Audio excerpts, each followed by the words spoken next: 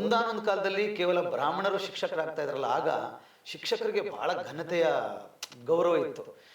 ಗುರು ಬ್ರಹ್ಮ, ಗುರು ವಿಷ್ಣು, ಗುರುದೇವ ಮಹೇಶ್ವರ. ಆವಾಗ ಇವತ್ತು ಗುರುವೇ ನಮಃ ಅನ್ನೋದು ಈಗ ಗುರು ಏನು ಮಹಾ ಅನ್ನೋ ಥರ ಆಗೋಗಿದೆ. ಮೇಲಧಿಕಾರಿಗಳಿಗೆ ಹೆದರ್ಕೊಂಡು ಅಥವಾ ಆ ಒಂದು ಒತ್ತಡದಲ್ಲಿ ಪಾಠ ಮಾಡ್ತಾ ಇಲ್ಲ. ಎಷ್ಟೋ ಜನ ಶಿಕ್ಷಕರು ಪಾಠ ಮಾಡಕ್ ಆಗ್ತಾ ಇಲ್ಲ. ಯಾಕೆಂದ್ರೆ ಅವ್ರು ಬಂದು ನೋಡೋದು ನೀನು ಎಷ್ಟು ಪಾಠ ಮಾಡಿದಿರಿ ಅನ್ನೋ ಥರದ್ದಲ್ಲ. ಶಿಕ್ಷಕರಿಗೆ, ಸಾಮಾನ್ಯ ಮತದಾರರಿಗೆ ಈ ಎಲೆಕ್ಷನ್ ಹಿಂದಿನ ದಿನ ಹೆಂಡ ಕುಡಿಸಿದ್ರೆ ಸಾಕು. ಎಲೆಕ್ಷನ್ ಹಿಂದಿನ ದಿನ ಒಂದು 500 ರೂಪಾಯಿ 1000 ರೂಪಾಯಿ ಕೊಟ್ಟರೆ ಸಾಕು, ಓಟ್ ಹಾಕ್ಬಿಡ್ತಾರೆ ಅವರು. ಶಿಕ್ಷಕರಿಗೆ ಈಗಿಂದ ಶುರು ಆಗಿದೆ. 1 ತಿಂಗಳಿಂದ ಅವ್ರನ್ನ ಹೆಂಡದಲ್ಲಿ ಮುಳುಗಿಸಿ ಎದ್ದೇಳಿಸ್ತಾ ಇದ್ದಾರೆ. ಪಬ್ಬು, ಬಾರು, ಕ್ಲಬ್ಬು, ರೆಸಾರ್ಟು, ಹೋಟೆಲ್ಲು, ರೆಸ್ಟೋರೆಂಟ್ಸ್ಗಳಲ್ಲಿ ಶಿಕ್ಷಕರಿಗೆ ತೆರೆದ ಬಾಗಿಲು. ಯಾರು ಬೇಕಾದರೂ ಶಿಕ್ಷಕರು ಹೋಗ್ಬೋದು, ಊಟ ಮಾಡ್ಬೋದು, ಕುಡಿಬೋದು, ಪಾರ್ಸಲ್ ತಗೊಂಡು ಹೋಗ್ಬೋದು. ಶಿಕ್ಷಕರನ್ನು ಕೂಡ ಈ ಮಟ್ಟಕ್ಕೆ ನಡೆಸ್ಕೊಳ್ತಾ ಇದೆ ಅಂತ ಹೇಳಿದ್ರು. ಆತ್ಮೀಯ ಕನ್ನಡ ಪ್ಲಾನೆಟ್ ವೀಕ್ಷಕರಿಗೆ ನಮಸ್ಕಾರ. ನಾನು ಹರ್ಷಕುಮಾರ್ ಕೊಗ್ವೆ. ನಮ್ಮ ಜೊತೆಗೆ ಇವತ್ತು ಡಾಕ್ಟರ್ ಹಾರ ಮಹೇಶ್ ಅವರು ಇದ್ದಾರೆ. ಈಗೇನು ಒಂದು ದೊಡ್ಡ ಎಲೆಕ್ಷನನ್ನು ಮುಗಿಸಿದ್ದೀವಿ. ಈಗ ಮತ್ತೊಂದು ಚುನಾವಣೆ, ಕರ್ನಾಟಕದ MLC ಚುನಾವಣೆ ಬಂದಿದೆ. ಜೂನ್ 3ನೇ ತಾರೀಕು ನಡೀತಾ ಇದೆ. ಮುಖ್ಯವಾಗಿ ಪದವೀಧರ ಕ್ಷೇತ್ರ ಹಾಗೆ ಶಿಕ್ಷಕರ ಕ್ಷೇತ್ರದ ಚುನಾವಣೆಗಳು ನಡೀತಾ ಇದೆ. ಅದರಲ್ಲಿ ದಕ್ಷಿಣ ಕ್ಷೇತ್ರ ಅಂದರೆ ಚಾಮರಾಜನಗರ, ಹಾಸನ, ಮಂಡ್ಯ, ಮೈಸೂರು, ಈ ಒಂದು ಜಿಲ್ಲೆಗಳ ಅಂದರೆ ದಕ್ಷಿಣ ಶಿಕ್ಷಕರ ಕ್ಷೇತ್ರದ ಒಬ್ಬ ಅಭ್ಯರ್ಥಿಯಾಗಿ ಹಾರ ಮಹೇಶ್ ಅವರು BSP ಪಕ್ಷದ, ಬಹುಜನ ಸಮಾಜವಾದಿ ಪಕ್ಷದ ಬೆಂಬಲಿತ ಅಭ್ಯರ್ಥಿಯಾಗಿ ಸ್ಪರ್ಧೆಯಲ್ಲಿದ್ದಾರೆ. ಸೊ ಹಾಗಾಗಿ ಈ ಒಟ್ಟಾರೆ ಚುನಾವಣೆಯಲ್ಲಿ ಅವರ ಯಾವ ರೀತಿಯ ಒಂದು ಸ್ಪಂದನೆ ಇದೆ ಅಥವಾ ಅವರು ಯಾಕೆ ಸ್ಪರ್ಧೆಯನ್ನು ಮಾಡ್ತಾ ಇದ್ದಾರೆ, ಎಲ್ಲ ವಿಷಯಗಳ ಬಗ್ಗೆ ಅವರ ಹತ್ರ ನಾವು ಒಂದಷ್ಟು ವಿಷಯಗಳನ್ನು ಮಾತಾಡೋಣ. Sir, Jai Bhim sir. Jai Bhim sir. Thank you sir. ಈಗ ಚುನಾವಣೆಗೆ ನಿಂತಿದ್ದೀರಾ. ಈ ಹಿಂದೆ ಕೂಡ ನೀವು ಒಮ್ಮೆ ಸ್ಪರ್ಧೆ ಮಾಡಿದ್ರಿ ಚಾಮರಾಜನಗರ ಕ್ಷೇತ್ರದಿಂದ, MLA ಕ್ಷೇತ್ರದಿಂದ, ಇದು ಅಸೆಂಬ್ಲಿ ಕ್ಷೇತ್ರದಿಂದ. ಈಗ ಮತ್ತೆ MLC ಚುನಾವಣೆಗೆ ನಿಂತಿದ್ದೀರಾ. ಸರ್, ಯಾಕೆ ಈ ಚುನಾವಣೆಗೆ ನೀವು ಸ್ಪರ್ಧೆ ಮಾಡ್ತಾ ಇದ್ದೀರಾ? ಸರ್, ಚುನಾವಣೆಗಳು ಬಂದಾಗ ಶೋಷಿತ ಸಮುದಾಯಗಳು ಚುನಾವಣೆಯಲ್ಲಿ ಸ್ಪರ್ಧಿಸಬೇಕು. ಈ ದೇಶದಲ್ಲಿ ಅಧಿಕಾರದಲ್ಲಿ ಪಾಲು ತಗೋಬೇಕು. ಯಾಕೆಂದರೆ ಎಲ್ಲ ಸಮಸ್ಯೆಗಳಿಗೂ ರಾಜಕೀಯ ಅಧಿಕಾರದಲ್ಲಿ ಸಮಸ್ಯೆಗಳಿಗೆ ಉತ್ತರ ಇದೆ, ಪರಿಹಾರ ಇದೆ ಅಂತ ಪರಮಪೂಜ್ಯ ಬಾಬಾ ಸಾಹೇಬ್ ಅಂಬೇಡ್ಕರ್ ಹೇಳ್ತಾರೆ. ಉದ್ದಕ್ಕೂ ಈ ದೇಶದ ಶೋಷಿತ ಸಮುದಾಯಗಳು ಕೇವಲ ವೋಟ್ ಬ್ಯಾಂಕ್ ಆಗಿದೆ ಹೊರತು ಆಳುವ ವರ್ಗದಲ್ಲಿ ಪಾಲು ತಗೋಬೇಕು ಅನ್ನೋದಕ್ಕೆ ಹೊರಟಿಲ್ಲ. ಹಾಗಾಗಿ ದಾದಾ ಸಾಹೇಬ್ ಕಾನ್ಶಿರಾಮ್ ಸಾಹೇಬರು ಹೇಳ್ತಾ ಇದ್ದದ್ದು, ಪ್ರತಿ ಚುನಾವಣೆಯಲ್ಲೂ ಸ್ಪರ್ಧೆ ಮಾಡಬೇಕು, ನಮ್ಮ ಪಕ್ಷ ನಮ್ಮ ವಿಚಾರಗಳನ್ನು ಮತದಾರರಿಗೆ ಮುಟ್ಟಿಸಬೇಕು, ನೈತಿಕವಾಗಿ ಚುನಾವಣೆಯನ್ನು ಎದುರಿಸಿನೂ ಕೂಡ ಗೆಲ್ಲಬಹುದು ಅನ್ನುವಂಥದ್ದೊಂದು ಮೆಸೇಜನ್ನು ರಾಜ್ಯದ ಜನಕ್ಕೆ, ದೇಶದ ಜನಕ್ಕೆ ಮುಟ್ಟಿಸ್ಬೇಕು. ಹಾಗಾಗಿ ಯಾವುದೇ ಚುನಾವಣೆ ಇದ್ರೂ ಸ್ಪರ್ಧೆ ಮಾಡಿ, ಗೆಲ್ಲೋದು ಸೋಲೋದು ಎಲ್ರಿಗೂ ಇದೆ. ಕೆಲವರು ಗೆಲ್ತಾರೆ, ಕೆಲವರು ಸೋಲ್ತಾರೆ. ಬಟ್ ಗೆಲುವು ಸೋಲು ಅನ್ನೋದನ್ನು ಮಾನದಂಡವನ್ನಾಗಿ ಇಟ್ಕೊಳ್ಳದೆ ಚುನಾವಣೆಯಲ್ಲಿ ಸ್ಪರ್ಧೆ ಮಾಡುವಂಥದ್ದು, ಚುನಾವಣೆಯ ಬಗ್ಗೆ ಒಂದು ಜಾಗೃತಿ ಮೂಡಿಸ್ತಕ್ಕಂಥದ್ದು, ಆ ಮೂಲಕ ಗೆದ್ದು ಬಾಬಾ ಸಾಹೇಬ್ ಅಂಬೇಡ್ಕರ್ ಅವರ ಆಶಯ ಏನಿದೆ, ಬಹುಜನ ಸರ್ವರಿಗೂ ಸಮಬಾಳು, ಸರ್ವರಿಗೂ ಸಮಪಾಲು, ಆ ಕಾರಣಕ್ಕೆ ಚುನಾವಣೆಗೆ ನಿಂತ್ಕೋಬೇಕು. ಸೊ ಹಾಗಾಗಿ ಪ್ರತಿ ಚುನಾವಣೆಯಲ್ಲೂ ಕೂಡ ಬಹುಜನ ಸಮಾಜ ಪಾರ್ಟಿಯಿಂದ, ಬಹುಜನ ಸಮಾಜದ ಪಕ್ಷದ ಬೆಂಬಲದಿಂದ ನಾವು ಅಭ್ಯರ್ಥಿಗಳನ್ನು ಹಾಕ್ತಾ ಇದ್ದೀವಿ. ಆ ನಿಟ್ಟಲ್ಲಿ ದಕ್ಷಿಣ ಶಿಕ್ಷಕರ ಕ್ಷೇತ್ರದಲ್ಲಿ ನಾನು ಕಂಟೆಸ್ಟ್ ಮಾಡಿದ್ದೀನಿ. ಇದು ರಾಜ್ಯ ಸಮಿತಿಯ ತೀರ್ಮಾನ ಮತ್ತು ಆ 4 ಜಿಲ್ಲೆಗಳ ಶಿಕ್ಷಕರ ತೀರ್ಮಾನ. ಬೇಸಿಕಲಿ ನೀವು ಶಿಕ್ಷಕರಿದ್ದೀರಿ, ಬರೀ ಶಿಕ್ಷಕರೆಲ್ಲ ಹೋರಾಟಗಾರರಿದ್ದೀರಿ. ಎರಡೂ ಇರೋದ್ರಿಂದ ನಿಮ್ಮಂಥವರು ಸೂಟಬಲ್ ಇದ್ದಾರೆ. ದಯವಿಟ್ಟು ಕಂಟೆಸ್ಟ್ ಮಾಡಿ. ಪೊಲಿಟಿಷಿಯನ್ಸ್ಗೆ ಮೇಲ್ಮನೆ ಅಂತಂದರೆ ಕವಿಗಳು, ಕಲಾವಿದರು, ತುಂಬ ವಿಶೇಷವಾದಂಥ ವ್ಯಕ್ತಿತ್ವ ಇರೋರು ಹೋಗ್ತಕ್ಕಂಥ ಜಾಗ. ಅದು ಶಿಕ್ಷಕರು ಆಯ್ಕೆ ಮಾಡಬೇಕಾದ್ರೆ ಆಪ್ಷನ್ ಇಲ್ಲದೆ ನಾವು ರಾಜಕಾರಣಿಗಳನ್ನ ಆಯ್ಕೆ ಮಾಡ್ತಾ ಇದ್ದೀವಿ. MLAಗಳಿಗೂ, MP ಗಳಿಗೂ, MLCಗಳಿಗೂ ಏನು ಡಿಫ್ರೆನ್ಸ್ ಗೊತ್ತಾಗ್ತಾ ಇಲ್ಲ. ಎಂಥವ್ರು ಬಂದು ಚುನಾವಣೆಗೆ ನಿಲ್ತಾ ಇದ್ದಾರೆ, ನಮ್ಗೆ ಆಪ್ಷನ್ ಇಲ್ಲ. ಹಾಗಾಗಿ ಎಲ್ಲ ರೀತಿಯೂ ಅರ್ಹತೆ ಇರತಕ್ಕಂಥ ನೀವು ಚುನಾವಣೆಗೆ ನಿಲ್ಲಿ ಅಂತ 4 ಜಿಲ್ಲೆಗಳ ಎಂಪ್ಲಾಯೀಸ್, ವಿಶೇಷವಾಗಿ ಶಿಕ್ಷಕ ಬಂಧುಗಳು ಹೇಳಿದ್ರು ಅನ್ನೋ ಕಾರಣಕ್ಕೆ ತಯಾರಿನೇ ಇಲ್ಲದೆ, ಅಂದರೆ ಚುನಾವಣೆಗೆ ತಯಾರಿ ಇಲ್ಲ, ಅಂದರೆ ನಮ್ಮ ಚಳವಳಿನಲ್ಲಿ ತಯಾರಿ ಮಾಡ್ಕೊಂಡಿದ್ದೀವಿ, ಚುನಾವಣೆಗೆ ಅಂತ ನಾವು ತಯಾರಿ ಇರಲಿಲ್ಲ. ದಿಢೀರಂತ ನಾನು ಅದನ್ನು ಮುಂದೆ ಹೇಳ್ತೀನಿ ನಿಮಗೆ ಯಾಕೆ ನಾನು ದಿಢೀರಂತ ಕಂಟೆಸ್ಟ್ ಮಾಡಿದೆ ಅಂತ. ಬಟ್ ಫೀಲ್ಡ್ಗೆ ಹೋದ್ಮೇಲೆ ಅನ್ನಿಸ್ತಾ ಇದೆ, ನಾವು 25 ವರ್ಷದಿಂದನೂ ತಯಾರಿ ಮಾಡ್ತಾನೇ ಇದ್ದೀವಿ. ಆ ಎಂಪ್ಲಾಯೀಸ್ಗಳು, ಆ ಶಿಕ್ಷಕರು ಮತ ಹಾಕಿಸ್ಲಿಕ್ಕೆ ತುಂಬ ಚೆನ್ನಾಗಿ ಜೊತೆಗೆ ಓಡಾಡ್ತಾ ಇದ್ದಾರೆ. ಸರ್, ಈಗ ಕಾಂಗ್ರೆಸ್ ಪಕ್ಷ ಮತ್ತು BJP ಪಕ್ಷಗಳು ಕೂಡ ತಮ್ಮ ಅಭ್ಯರ್ಥಿಗಳನ್ನು ನಿಲ್ಲಿಸಿದ್ದಾರೆ. ಈಗ ನಿಮ್ಮ ವಿರುದ್ಧವಾಗಿ ಅಥವಾ ಯಾವ್ಯಾವ ಅಭ್ಯರ್ಥಿಗಳು ಪ್ರಬಲ ಅಭ್ಯರ್ಥಿಗಳು ಕಣದಲ್ಲಿದ್ದಾರೆ ಮತ್ತು ಯಾವ ರೀತಿ ಸ್ಪರ್ಧೆ ನೋಡ್ತಾ ಇದ್ದೀರಾ ಸರ್? ಸರ್, ಕಾಂಗ್ರೆಸ್ಸಿಂದ ಮರಿತಿಬ್ಬೇಗೌಡರು ಇದ್ದಾರೆ. 4 ಸಲ ಅವರು MLC ಆಗಿದ್ದವರು, ಈಗ 5ನೇ ಸಲ ಪರೀಕ್ಷೆಗಿಳಿದಿದ್ದಾರೆ. ಜನತಾದಳದ ಅಭ್ಯರ್ಥಿ, ಬಟ್ BJP ಬೆಂಬಲಿತ ಮೈತ್ರಿ ಅಭ್ಯರ್ಥಿ ವಿವೇಕಾನಂದ ಅನ್ನೋರು ಇದ್ದಾರೆ. ಇವರಿಬ್ಬರೇ ಪಕ್ಷದ ಕಾರಣಕ್ಕೆ ಪ್ರಬಲ ಅಭ್ಯರ್ಥಿಗಳು ಅಂತ ಕಾಣಿಸ್ತಾ ಇರೋದು. ಬಟ್ ವ್ಯಕ್ತಿತ್ವ, ಅವರ ಅರ್ಹತೆ, ಯೋಗ್ಯತೆ ಅಂತ ಬಂದಾಗ ಐ ಥಿಂಕ್ ಇಡೀ ದಕ್ಷಿಣ ಶಿಕ್ಷಕರ ಕ್ಷೇತ್ರದಲ್ಲಿ ನನಗೆ ಪ್ರಬಲವಾದಂಥ ಎದುರಾಳಿನೇ ಇಲ್ಲ. ಪಕ್ಷದ ಕಾರಣಕ್ಕೆ ಅಂದರೆ ಇಷ್ಟು ಸಲ JDS ಅಲ್ಲಿದ್ದವರು ಈಗ ಕಾಂಗ್ರೆಸ್ಸಿಂದ ಕಂಟೆಸ್ಟ್ ಮಾಡಿದ್ದಾರೆ. ಕಾಂಗ್ರೆಸ್ ಸರ್ಕಾರ ಅಧಿಕಾರದಲ್ಲಿದೆ, ಮುಖ್ಯಮಂತ್ರಿಗಳ ಕ್ಷೇತ್ರ, ಉಸ್ತುವಾರಿ ಮಂತ್ರಿಗಳ ಕ್ಷೇತ್ರ, ಅವ್ರಿಗೆ ಗೆಲ್ಲಿಸ್ಕೊಳ್ಳೇಬೇಕು ಅನ್ನೋಂಥ ಧಾವಂತೆ ಇದೆ. ಅಭ್ಯರ್ಥಿಗೆ ಎಷ್ಟು ಅರ್ಹತೆ ಇದೆ, ಯೋಗ್ಯತೆ ಅನ್ನೋದನ್ನು ಶಿಕ್ಷಕರು ಅಥವಾ ಮತದಾರರು ತೀರ್ಮಾನ ಮಾಡ್ತಾರೆ. ಬಟ್ ನನಗೆ ಅನಿಸೋದು ವಿಶೇಷವಾಗಿ ಶಿಕ್ಷಕರ ಏನು ಕ್ಷೇತ್ರದಲ್ಲಿ ನನಗೆ ಪ್ರಬಲ ಸ್ಪರ್ಧಿಗಳೇ ಇಲ್ಲ. ಅವರು ಹಣದಲ್ಲಿ, ಅಧಿಕಾರದಲ್ಲಿ, ಪಕ್ಷದ ಕಾರಣಕ್ಕೆ ಪ್ರಬಲರಾಗಿ ಜನಗಳಿಗೆ ಕಾಣಿಸ್ಬೋದು. ಆದರೆ ಒಬ್ಬ ವ್ಯಕ್ತಿಯಾಗಿ, ಒಬ್ಬ ಅಭ್ಯರ್ಥಿಯಾಗಿ ವೈಯಕ್ತಿಕವಾದಂಥ ವ್ಯಕ್ತಿತ್ವ ಇರ್ಬೋದು ಅಥವಾ ಯೋಗ್ಯತೆ ಇರ್ಬೋದು, ಅದನ್ನು ಕಂಪೇರ್ ಮಾಡಿಕೊಂಡ್ರೆ ನನಗೆ ಪ್ರಬಲವಾದಂಥ ಅಭ್ಯರ್ಥಿಗಳೇ ಇಲ್ಲ ಅಂತ ನಾನು ಅಂದ್ಕೊಂಡಿದ್ದೀನಿ. ಸರ್, ಈಗ ನೀವು ಶಿಕ್ಷಕರನ್ನು ಪ್ರತಿನಿಧಿಸ್ತಾ ಕೊಟ್ಟಿದ್ದೀರಾ ದಕ್ಷಿಣ ಕ್ಷೇತ್ರದಿಂದ. ಸೊ ನಾಳೆ ನೀವು ಗೆದ್ದು ಬಂದರೆ ನಿಮ್ಮ ಒಂದು ಯೋಜನೆಗಳು ಅಥವಾ ನಿಮ್ಮ ಆಶ್ವಾಸನೆಗಳು ಏನು ಶಿಕ್ಷಕರಿಗಾಗಲಿ ಅಥವಾ ಈ ಶಿಕ್ಷಣ ಕ್ಷೇತ್ರದಲ್ಲಿ ಯಾವ ಬದಲಾವಣೆಗಳನ್ನು ನೀವು ತರಬೇಕು ಅಂತ ಆಶಿಸಿದೆ? ಕುಗ್ವೆ ಸರ್, ನಾನು ಬೇಸಿಕಲಿ ಒಬ್ಬ ಟೀಚರ್. 2002ರಿಂದ ನಾನು ಟೀಚಿಂಗ್ ಪ್ರೊಫೆಷನ್ ಶುರು ಮಾಡಿದೆ. ಇವತ್ತಿಗೂ ನಾನು ಟೀಚಿಂಗ್ ಮಾಡ್ತೀನಿ. ನಾನು ಫುಲ್ ಟೈಮ್ ಟೀಚರ್ ನಾನು. ಸೊ 22 ವರ್ಷಗಳಿಂದ ನಾನು ಅದಕ್ಕೆ ಶಿಕ್ಷಕನಾಗಕ್ಕೆ ಮುಂಚೆ government school, government college, government ಯೂನಿವರ್ಸಿಟಿಗಳಲ್ಲಿ ಓದ್ಕೊಂಡು ಬಂದವನು. ಒಬ್ಬ ಸರ್ಕಾರಿ ಶಾಲೆಗಳು, ಸರ್ಕಾರಿ ಹಾಸ್ಟೆಲ್ಗಳು ಅಥವಾ ಸರ್ಕಾರಿ ಕಾಲೇಜು ಶಾಲೆಗಳು, ಯೂನಿವರ್ಸಿಟಿಗಳು ಹೇಗಿವೆ, ಅಲ್ಲಿ ಶಿಕ್ಷಕರು ಏನೆಲ್ಲ ಸಮಸ್ಯೆಗಳನ್ನ ಅನುಭವಿಸ್ತಾ ಇದ್ದಾರೆ, ಒಂದು ಶಿಕ್ಷಣ ಕ್ಷೇತ್ರವಾಗಿ ಹೇಗೆ ನಲುಗುತ್ತಾ ಇದೆ, ಪ್ರತಿಯೊಂದನ್ನು ಒಬ್ಬ ವಿದ್ಯಾರ್ಥಿಯಾಗಿ ನೋಡ್ಕೊಂಡು ಬಂದವನು. ನಂತರ ಶಿಕ್ಷಕನಾಗಿ ಮೈಸೂರಲ್ಲಿ ನಾನು SVI ವಿದ್ಯಾಸಂಸ್ಥೆ, ವಿವೇಕಾನಂದ ವಿದ್ಯಾಸಂಸ್ಥೆ ಇದೆ, ಅಲ್ಲಿಂದ ನನ್ನ ಟೀಚಿಂಗ್ ಕೆರಿಯರ್ ಶುರು ಮಾಡಿದೆ. ಹೈಸ್ಕೂಲಿಗೆ ಟೀಚ್ ಮಾಡ್ತಾ ಇದ್ದೆ. ಆಮೇಲೆ ಅಲ್ಲೇ PU ಕಾಲೇಜ್ ಶುರು ಆಯಿತು. PUಗೂ ಟೀಚ್ ಮಾಡೋಕ್ಕೆ ಶುರು ಮಾಡಿದೆ. ಹೈಸ್ಕೂಲು PUCಗೆ ನಾನು 6 ವರ್ಷಗಳ ಕಾಲ ಮೈಸೂರಲ್ಲಿ ಟೀಚ್ ಮಾಡಿದೆ.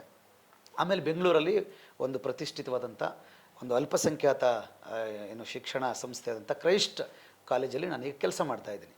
ಒಬ್ಬ ಶಿಕ್ಷಕನಾಗಿ ನನಗೆ ಶಿಕ್ಷಕರ ಸಮಸ್ಯೆಗಳೇನು, ಅವರ ಮಾನಸಿಕ ತುಮುಲತೆಗಳೇನು, ಅವ್ರ ನಿರೀಕ್ಷೆಗಳೇನು, ಮತ್ತು ಸರ್ಕಾರ ಹೇಗೆ ಸ್ಪಂದಿಸ್ತಾ ಇದೆ, ಮತ್ತು ಅವ್ರನ್ನ ನಿಜವಾಗ್ಲೂ ರೆಪ್ರೆಸೆಂಟ್ ಮಾಡುವಂತಹ MLCಗಳು ಏನು ಮಾಡಬೇಕಾಗಿತ್ತು, ಏನು ಮಾಡಿಲ್ಲ ಅನ್ನೋದ್ರ ಬಗ್ಗೆ ಅಧ್ಯಯನ ಅಲ್ಲ, ಅನುಭವನೇ ಇದೆ ನನಗೆ.